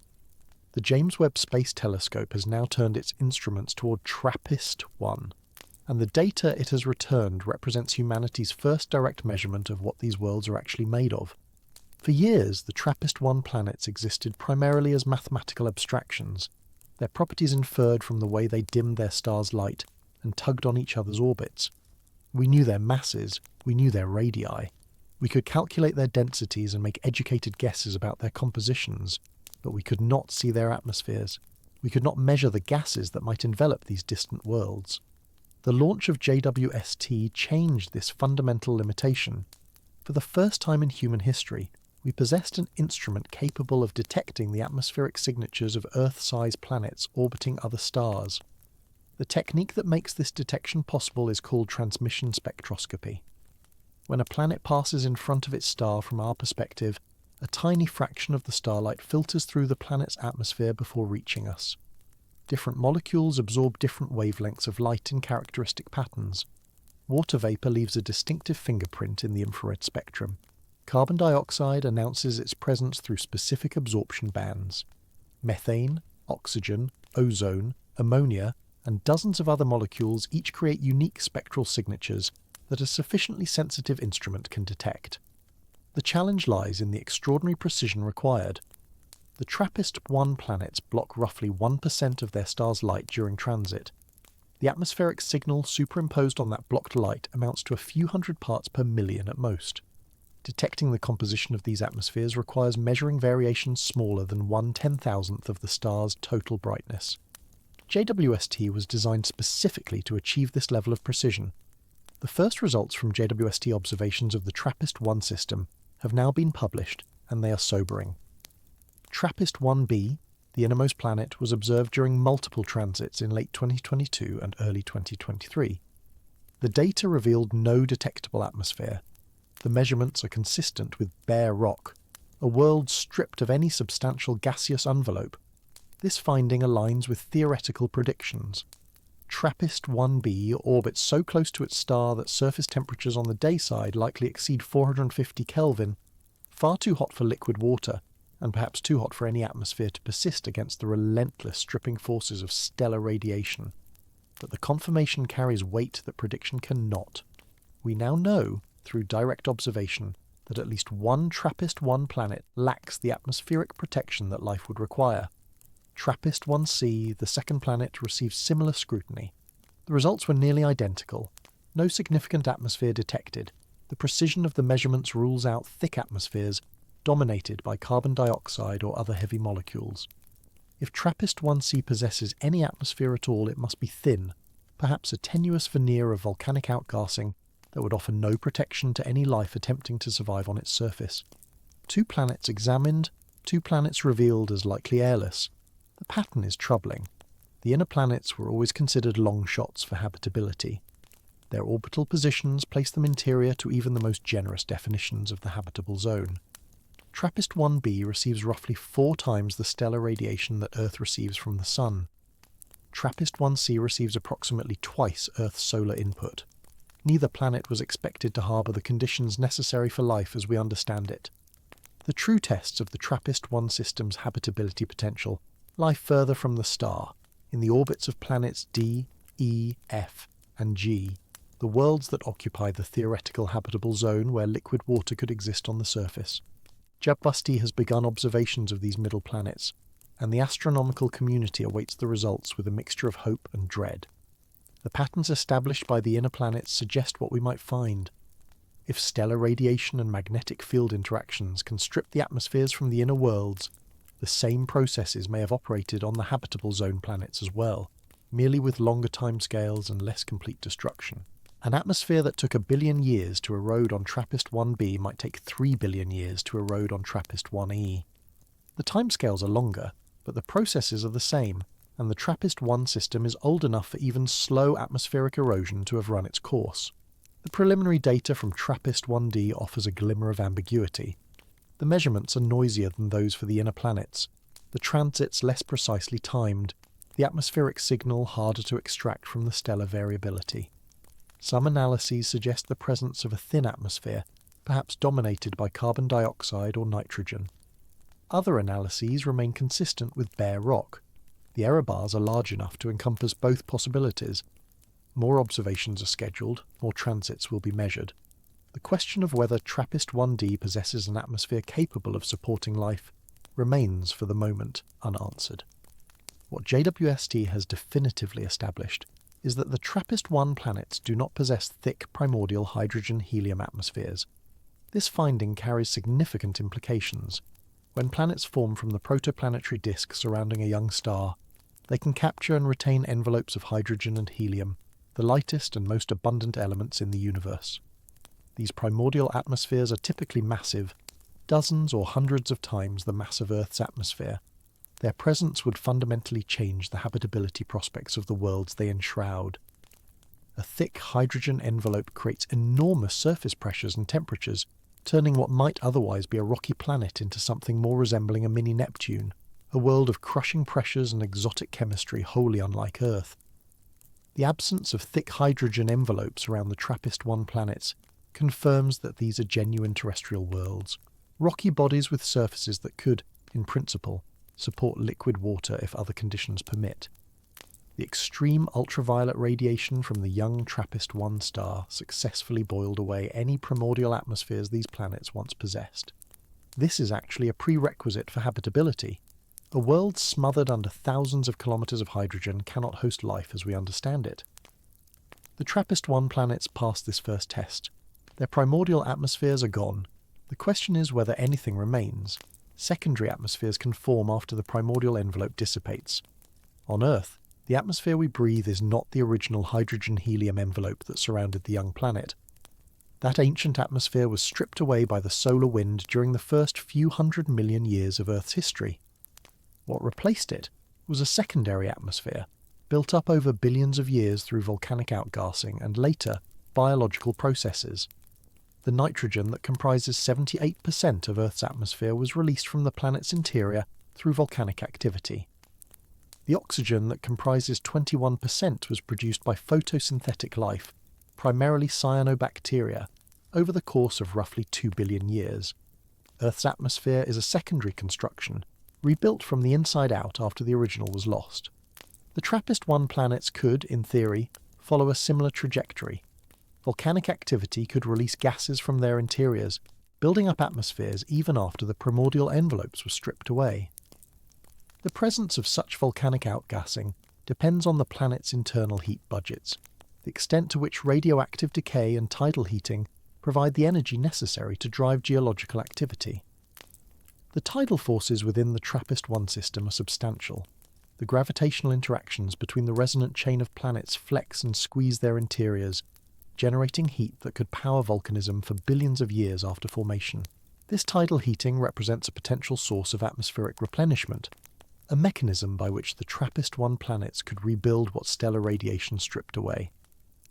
The competition between atmospheric loss and atmospheric replenishment determines whether a planet possesses a stable atmosphere over geological time. On Earth, volcanic outgassing has generally kept pace with the slow leakage of gases to space. The magnetic field helps by deflecting the solar wind and reducing the rate of atmospheric escape. The result is a relatively stable atmospheric mass over the past 4 billion years, fluctuating in composition but not in total quantity. On Mars, the balance tipped the other way. Without a strong magnetic field to protect it, the thin Martian atmosphere has slowly leaked into space over billions of years. Volcanic activity on Mars declined as the planet cooled, reducing the rate of atmospheric replenishment. The result is a world with an atmosphere less than 1% as dense as Earth's, too thin to support liquid water on the surface, despite temperatures that occasionally approach the melting point. The TRAPPIST-1 planets face atmospheric loss rates far higher than Mars experiences. The proximity to their star, the intensity of the stellar wind, the frequent exposure to flares and coronal mass ejections all conspire to strip gases from their upper atmospheres at rates that dwarf anything in our solar system. For these worlds to maintain atmospheres comparable to Earth's, their volcanic outgassing must be correspondingly more vigorous. The tidal heating might provide sufficient internal energy. The question is whether the geological plumbing exists to convert that energy into atmospheric replenishment. A planet with a solid, rigid lithosphere might trap its internal heat without releasing it through volcanism. A planet with efficient heat pipe volcanism might release gases in concentrated bursts that are quickly lost rather than accumulated. The JWST observations cannot directly measure volcanic activity on the TRAPPIST-1 planets. What they can measure is the net result of the competition between loss and replenishment. If an atmosphere exists, we can detect it. If no atmosphere exists, we can infer that loss has won, that whatever volcanic outgassing occurs is insufficient to overcome the relentless stripping forces of stellar radiation and wind. The first 2 planets examined show loss winning decisively. The habitable zone planets remain to be characterized with sufficient precision, but the precedent is troubling. There is another mechanism by which the TRAPPIST-1 planets might maintain atmospheres, one that does not rely on volcanic outgassing or magnetic field protection. If these worlds were water-rich during their formation, capturing substantial quantities of ice from the outer regions of the protoplanetary disk, they might possess water reservoirs far larger than Earth's oceans.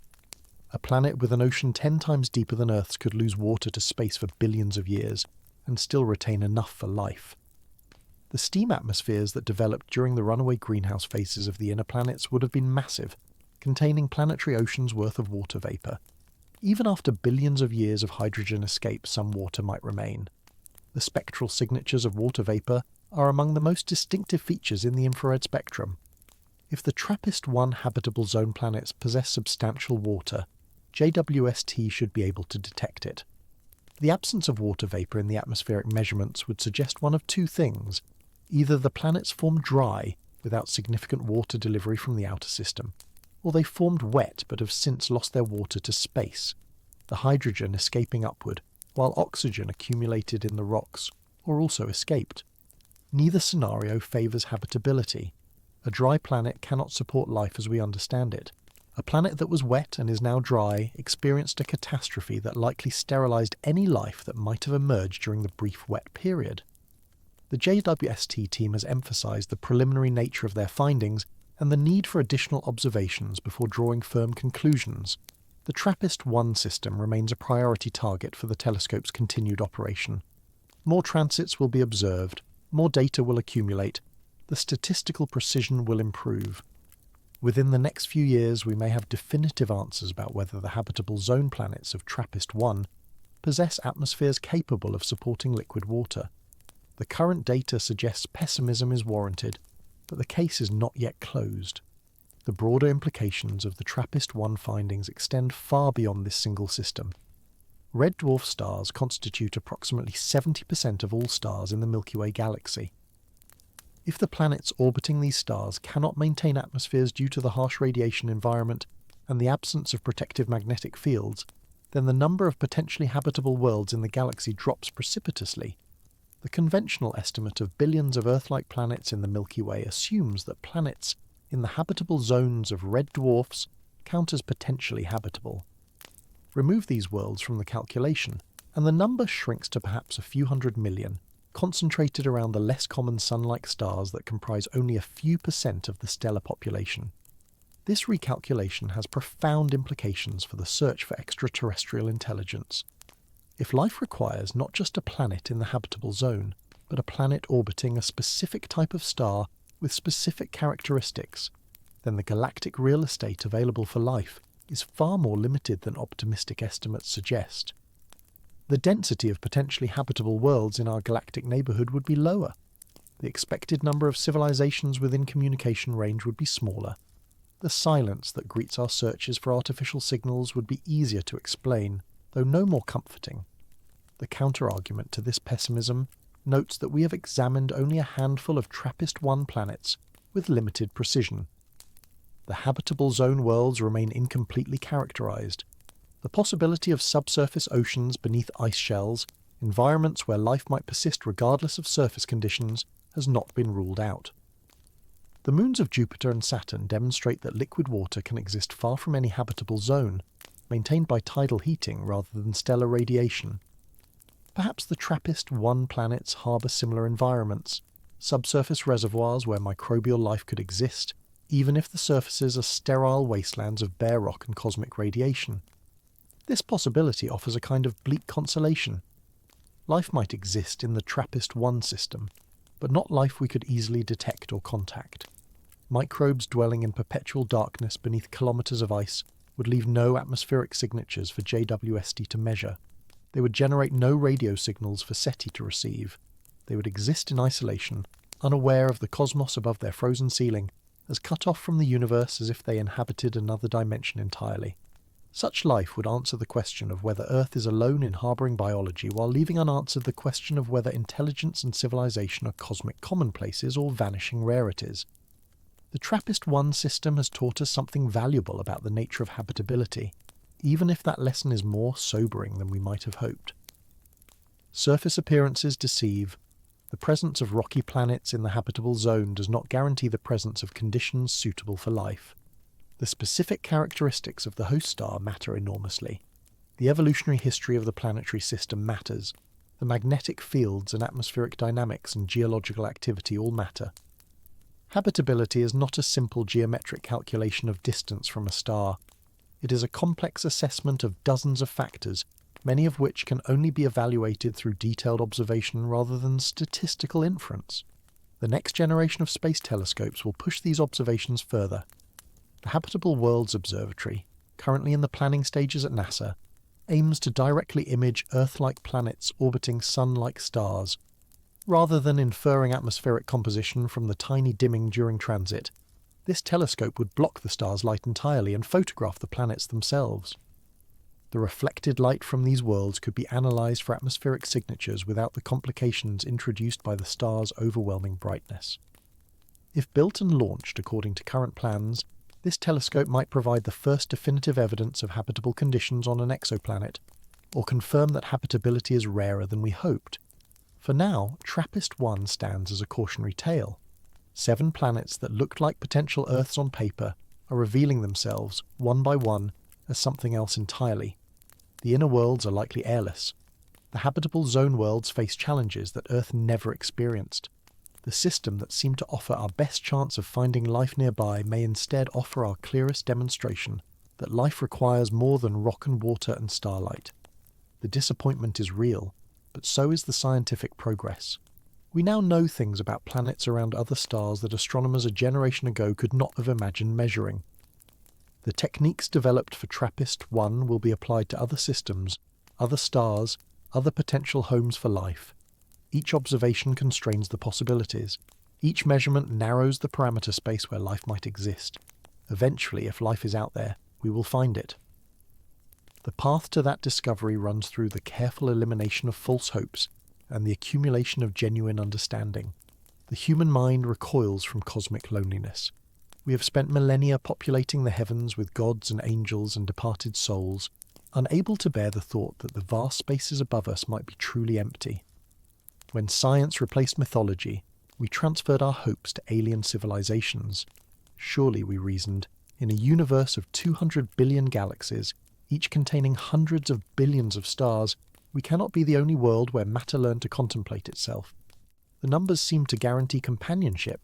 The cosmos appeared too vast for solitude. TRAPPIST-1 embodied those hopes in miniature. 7 worlds, all rocky, 3 in the habitable zone, orbiting a star that will burn for trillions of years. If ever a system seemed designed to produce life, this was it. The planetary architecture appeared almost miraculous in its precision, each world positioned as if by careful intention rather than chaotic accretion. Astronomers spoke of TRAPPIST-1 as a laboratory for comparative planetology, a place where we might finally understand what makes a world habitable or barren. The system would answer questions we'd been asking since we first looked up at the stars and wondered if someone was looking back.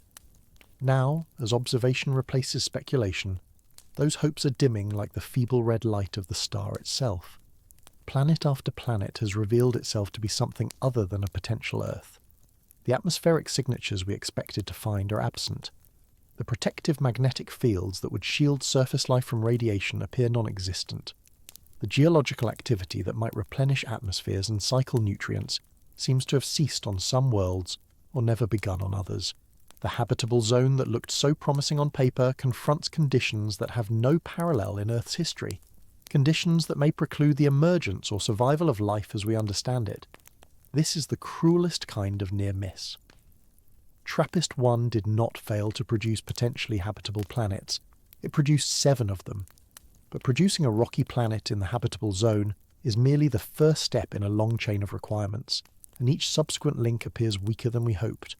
The system is like a house that looks perfect in photographs, but reveals, upon inspection, a cracked foundation, a leaking roof, and termites in every beam. The structure exists. The fundamental requirements for habitability are present, but the details conspire against life at every turn. Consider what Earth required to become a living world. Our planet needed a magnetic field strong enough to deflect the solar wind, a magnetosphere generated by convection in a liquid iron core that has persisted for over 4 billion years. Earth needed an atmosphere dense enough to maintain surface temperatures above freezing, but not so dense as to create a runaway greenhouse effect.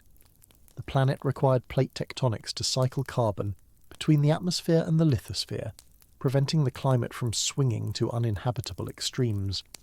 Earth needed a moon large enough to stabilize its axial tilt, preventing the wild orbital oscillations that would have created alternating epochs of global glaciation and global incineration. The planet required a Jupiter in the outer solar system to deflect most incoming comets before they could sterilize the surface through repeated impacts. Earth needed a sun stable enough to maintain relatively constant luminosity over geological timescales, providing the reliable energy supply that life requires for complex evolution. Remove any one of these factors and Earth might have been as barren as Mars or as hellish as Venus. We are the product of an unlikely concatenation of circumstances, a world that happened to possess every requirement for complex life. The probability of any given planet meeting all these criteria appears vanishingly small when you examine each factor independently. The coincidence that produced a living Earth may be far rarer than the simple abundance of rocky planets would suggest. TRAPPIST-1 forces us to confront this rarity. The system possesses the obvious prerequisites for life, the rocky planets in the habitable zone that dominate popular discussions of extraterrestrial habitability. What it lacks are the subtle, complex, easily overlooked factors that may be equally essential. The M-dwarf host star generates radiation environments that would challenge any biosphere. The tidal locking creates climate extremes that Earth never experienced. The compact orbital architecture subjects each world to gravitational influences that may have stripped atmospheres or prevented their formation entirely. The early history of the system, when the young red dwarf was orders of magnitude more luminous and active than it is today, may have sterilized every surface before life could gain a foothold. The universe, it seems, is exceptionally good at producing almost habitable worlds, planets that satisfy the basic geometric requirements while failing the subtle chemical and physical ones. Worlds that look promising from light years away, but reveal their flaws under close examination. Systems that offer hope at first glance and disappointment upon investigation. TRAPPIST-1 may be the first of many such systems we discover, worlds that seem to answer our loneliness, but ultimately deepen it. The James Webb Space Telescope has transformed our understanding of this system in ways that could not have been anticipated when it launched. The observatory was designed primarily to study the early universe, the first galaxies that formed after the Big Bang, and the formation of stars and planetary systems within our own cosmic neighbourhood. Its ability to characterize exoplanet atmospheres was always part of the mission profile, but TRAPPIST-1 has become a primary target in ways the telescope's designers might not have predicted. The system's convenient orientation, with planets transiting their star as seen from Earth, and its relative proximity of 40 light-years, have made it an ideal laboratory for atmospheric studies. What JWST has revealed is sobering. TRAPPIST-1b, the innermost planet, shows no evidence of a substantial atmosphere. The thermal emissions measured during secondary eclipse match what would be expected from a bare rock surface, not a world shrouded in greenhouse gases. TRAPPIST-1c appears similar, its dayside temperature consistent with the surface directly exposed to stellar radiation, rather than mediated by atmospheric circulation. The inner planets of the system, the worlds closest to the star and most accessible to observation, are apparently airless. Whatever atmospheres they may have possessed when they formed have been stripped away by the relentless pressure of stellar radiation and wind over billions of years. The habitable zone planets remain more ambiguous. TRAPPIST-1, D, E, F, and G are harder to characterize because they are cooler and their thermal emissions are fainter. The atmospheric signals JWST might detect are subtle and easily confused with instrumental noise or stellar contamination. The telescope has spent hundreds of hours observing these worlds, building up the signal-to-noise ratio necessary to detect atmospheric features at the level of parts per million. The results so far are inconclusive. There are hints of features that might indicate atmospheres, but nothing definitive enough to claim detection. The absence of clear atmospheric signatures does not prove these worlds are airless, but it prevents the confident announcement that breathable air exists somewhere in the system. This ambiguity is itself informative. If the habitable zone planets of TRAPPIST-1 possessed thick, Earth-like atmospheres rich in carbon dioxide or water vapour, JWST would likely have detected them by now. The absence of strong signals suggests that these worlds either lack atmospheres entirely or possess atmospheres so thin that they are effectively meaningless for habitability. A planet with a few millibars of surface pressure might technically have an atmosphere, but it would provide no significant greenhouse warming, no protection from ultraviolet radiation, no medium for weather and climate. Such an atmosphere would be a technicality rather than a feature relevant to life. The most optimistic interpretation of the current data posits that the habitable zone planets might possess atmospheres dominated by gases that are difficult for JWST to detect. Nitrogen, the dominant component of Earth's atmosphere, is notoriously transparent in the infrared wavelengths where JWST operates. A planet with a nitrogen-rich atmosphere similar to Earth's might appear nearly airless to current observations even while possessing surface conditions suitable for life. This possibility cannot be ruled out with existing data. Future observations, particularly those targeting specific molecular features like ozone or methane that would indicate biological activity, might reveal atmospheres that current measurements cannot definitively confirm or deny. But this optimistic scenario requires a series of fortunate coincidences that grow increasingly implausible upon examination. The habitable zone planets would need to have retained atmospheres despite the extreme ultraviolet radiation that bombarded them during the star's active youth. They would need to have outgassed nitrogen and other gases in quantities sufficient to maintain surface pressure despite ongoing atmospheric escape. They would need to possess magnetic fields or other protective mechanisms not currently detected. Each of these requirements is possible but not probable. The accumulation of improbabilities begins to strain credulity.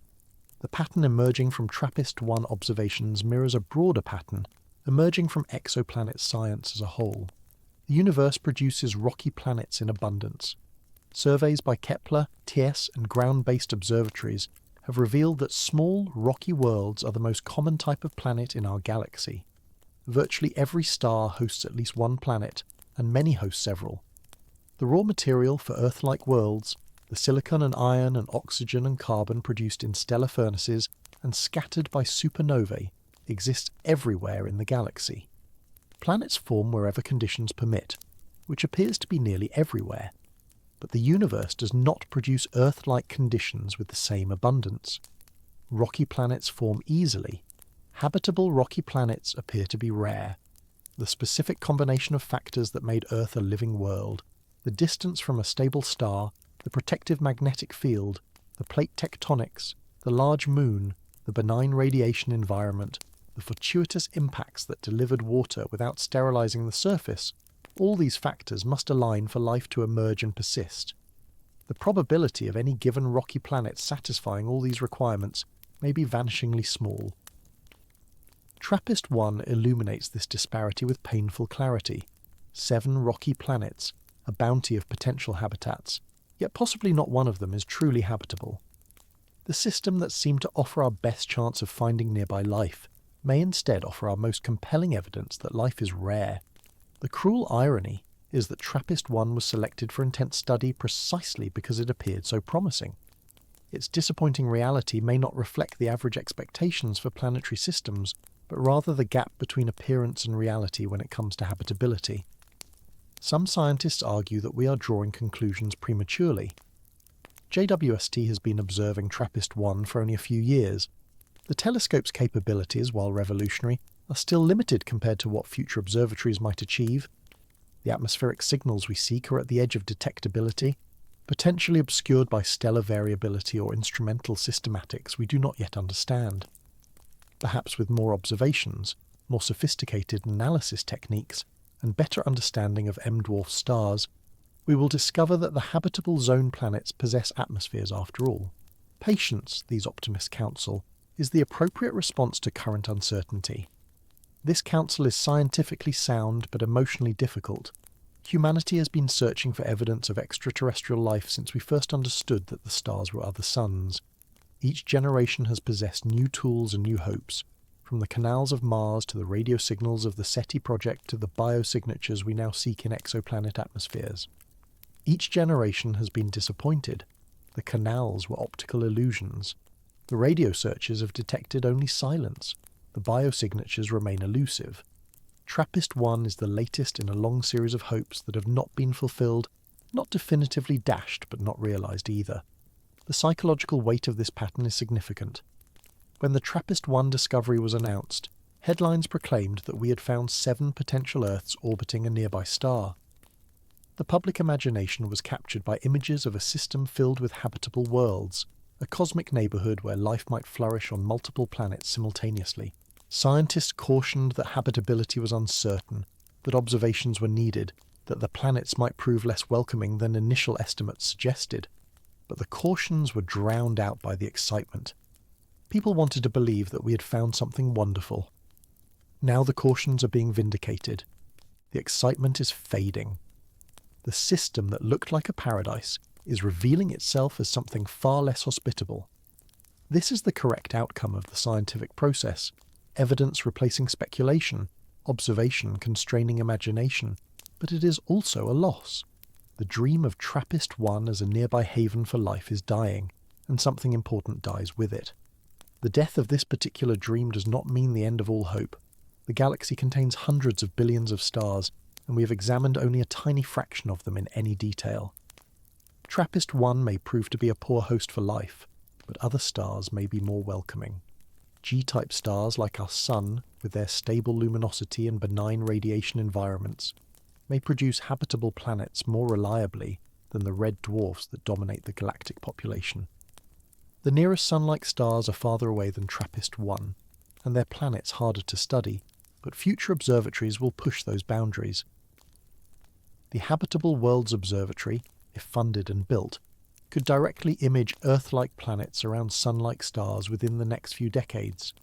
The Roman Space Telescope will survey millions of stars for transiting planets, expanding our catalogue of potential targets. The ground-based, extremely large telescopes now under construction in Chile and Hawaii will provide unprecedented resolution for studying nearby exoplanetary systems. The search continues because the question demands an answer. Are we alone? This is perhaps the most profound question humanity has ever asked, touching on our place in the cosmos, the nature of life itself, the probability of intelligence and civilization arising from simple chemistry. The answer, whatever it proves to be, will transform our understanding of existence. If life is common, we will know that the universe is filled with biology, that the emergence of living matter from non-living is a reliable process wherever conditions permit. If life is rare, we will know that we are something precious, a vanishing improbability in an overwhelmingly dead cosmos. Either answer reshapes our responsibilities and our aspirations. TRAPPIST-1 contributes to this search, even if it contributes no living organisms. The system teaches us what to look for and what to avoid. It demonstrates that rocky planets in habitable zones are not sufficient guarantees of habitability. It reveals the importance of stellar type, radiation environment, atmospheric retention, and the complex interplay of factors that determine whether a world can support life. These lessons, painful as they are, make future searches more efficient. We will not waste decades studying systems that share TRAPPIST-1's fundamental limitations. We will direct our resources toward targets more likely to yield positive results. The system also teaches us something about ourselves. Our eagerness to find life in the TRAPPIST-1 system, the speed with which we embrace the possibility that 7 Earths orbited a nearby star, reveals the depth of our desire for cosmic companionship. We do not want to be alone. The universe's vastness is terrifying when contemplated in solitude, a darkness that extends beyond comprehension in every direction, filled with stars and galaxies and structures of incomprehensible scale, but possibly empty of anything that could appreciate or even notice our existence. Finding life elsewhere would transform that darkness from a void into a neighbourhood, from an abyss into a garden. This desire for companionship is understandable but also dangerous. It tempts us to see what we want to see, to interpret ambiguous data in the most favourable light, to embrace possibilities before evidence supports them. The history of the search for extraterrestrial life is littered with false detections driven by wishful thinking. The canals of Mars, the supposed microbes in the Allen Hills meteorite, the various claims of radio signals that proved to be interference or natural phenomena, all these represented hope-outpacing evidence. TRAPPIST-1 risked becoming another entry in this catalogue of premature enthusiasm. The scientific community has, by and large, resisted this temptation. The observations have been careful, the conclusions cautious. The disappointing results have been published with the same rigour as exciting ones would have been. This is science working as it should, following evidence wherever it leads rather than contorting data to support preferred conclusions. The disappointment is genuine, but it is honest disappointment, not the bitter aftertaste of self-deception. And so we arrive at the present moment, 4 decades into the exoplanet revolution, observing a system that represents both the promise and the limitations of our search. TRAPPIST-1 remains the most studied planetary system beyond our own. It will continue to be observed by JWST and by every future observatory capable of characterizing its worlds. The possibility that one of the habitable zone planets harbours an atmosphere, however thin, will be pursued until confirmed or definitively ruled out. The chance that subsurface oceans exist beneath ice shells will be considered and analysed and debated. No possibility will be abandoned until evidence demands abandonment. but the enthusiasm that greeted the system's discovery has been replaced by something more measured. We no longer expect TRAPPIST-1 to deliver a second Earth or evidence of alien life. We hope, at best, for incremental improvements in our understanding of planetary atmospheres and the factors that determine habitability. The system has become a cautionary example rather than a hopeful prospect, a demonstration of how difficult it is for life to find a foothold rather than a likely home for biology. This transformation, from hope to caution, mirrors a broader transformation in our thinking about the cosmos. The 20th century was characterized by optimistic assumptions about the prevalence of life in the universe. The Drake equation, formulated in 1961, suggested that intelligent civilizations might be common, that the galaxy might contain thousands or millions of technological species with whom we might someday communicate. The Fermi paradox, the tension between this expectation and the apparent absence of evidence for extraterrestrial intelligence, was treated as a puzzle to be solved rather than a verdict to be accepted. Surely, the optimists argued, the aliens exist somewhere. We simply have not found them yet. The 21st century is proving more sober. The Kepler mission revealed that rocky planets are common, but subsequent observations are revealing that rocky planets with the right conditions for life may be rare. The searches for biosignatures in exoplanet atmospheres have not yet found any, though the searches are still in their infancy. The SETI programs continue to listen and continue to hear only silence. The Fermi paradox persists, and the pessimistic resolution that intelligence is rare or non-existent beyond Earth gains credibility with each negative result. TRAPPIST-1 contributes to this growing pessimism. If 7 rocky planets orbiting in the habitable zone of a nearby star are all barren or barely habitable, what does that imply for the billions of similar systems throughout the galaxy? The optimistic answer is that TRAPPIST-1 is an outlier, an unfortunate combination of unfavourable factors that does not represent the typical outcome for planetary systems. The pessimistic answer is that TRAPPIST-1 is typical, that the universe produces almost habitable worlds in abundance, but truly habitable ones only rarely. We do not yet know which answer is correct, but the data are accumulating, and they are not pointing toward the optimistic resolution. The stars will continue to burn regardless of what lives beneath them. TRAPPIST-1 will continue to glow with its feeble red light for trillions of years, outlasting our sun by a factor of 1,000, warming its 7 silent planets in their endless lockstep dance. If life never arose on those worlds, they will remain barren for all that unimaginable duration, rocks orbiting a dying ember in the cold between the stars. If life did arise but could not persist, the fossils or molecular remnants might still exist, waiting for some future observer to discover them and mourn what was lost. If life exists now, in some subsurface ocean or sheltered niche we cannot detect, it will continue its existence unaware of our observations and our disappointments. We are the observers, and the observation changes nothing for the observed. The planets of TRAPPIST-1 do not care whether we find them habitable or barren. They simply exist, products of the same physical processes that produced Earth and every other world in the cosmos. Our hopes and fears and questions are our own, projected onto a universe that offers no answers except through the patient accumulation of evidence. The evidence from TRAPPIST-1 is teaching us that the universe may be lonelier than we hoped, that the conditions for life may be more demanding than we assumed, that the chain of requirements extending from rocky planet to living biosphere may have far more broken links than we imagined. This knowledge, difficult as it is, represents progress. We understand more about habitability today than we did before TRAPPIST-1 was observed. We understand the importance of stellar radiation environments, atmospheric retention mechanisms, and the complex interplay of factors that determine whether a world can sustain biology. We have refined our search criteria and identified new questions that require answers. The next system we study will benefit from everything TRAPPIST-1 has taught us, and the system after that will benefit further still. Science advances through the accumulation of understanding, and sometimes that understanding is painful. The search for life beyond Earth will continue because humanity cannot abandon the question.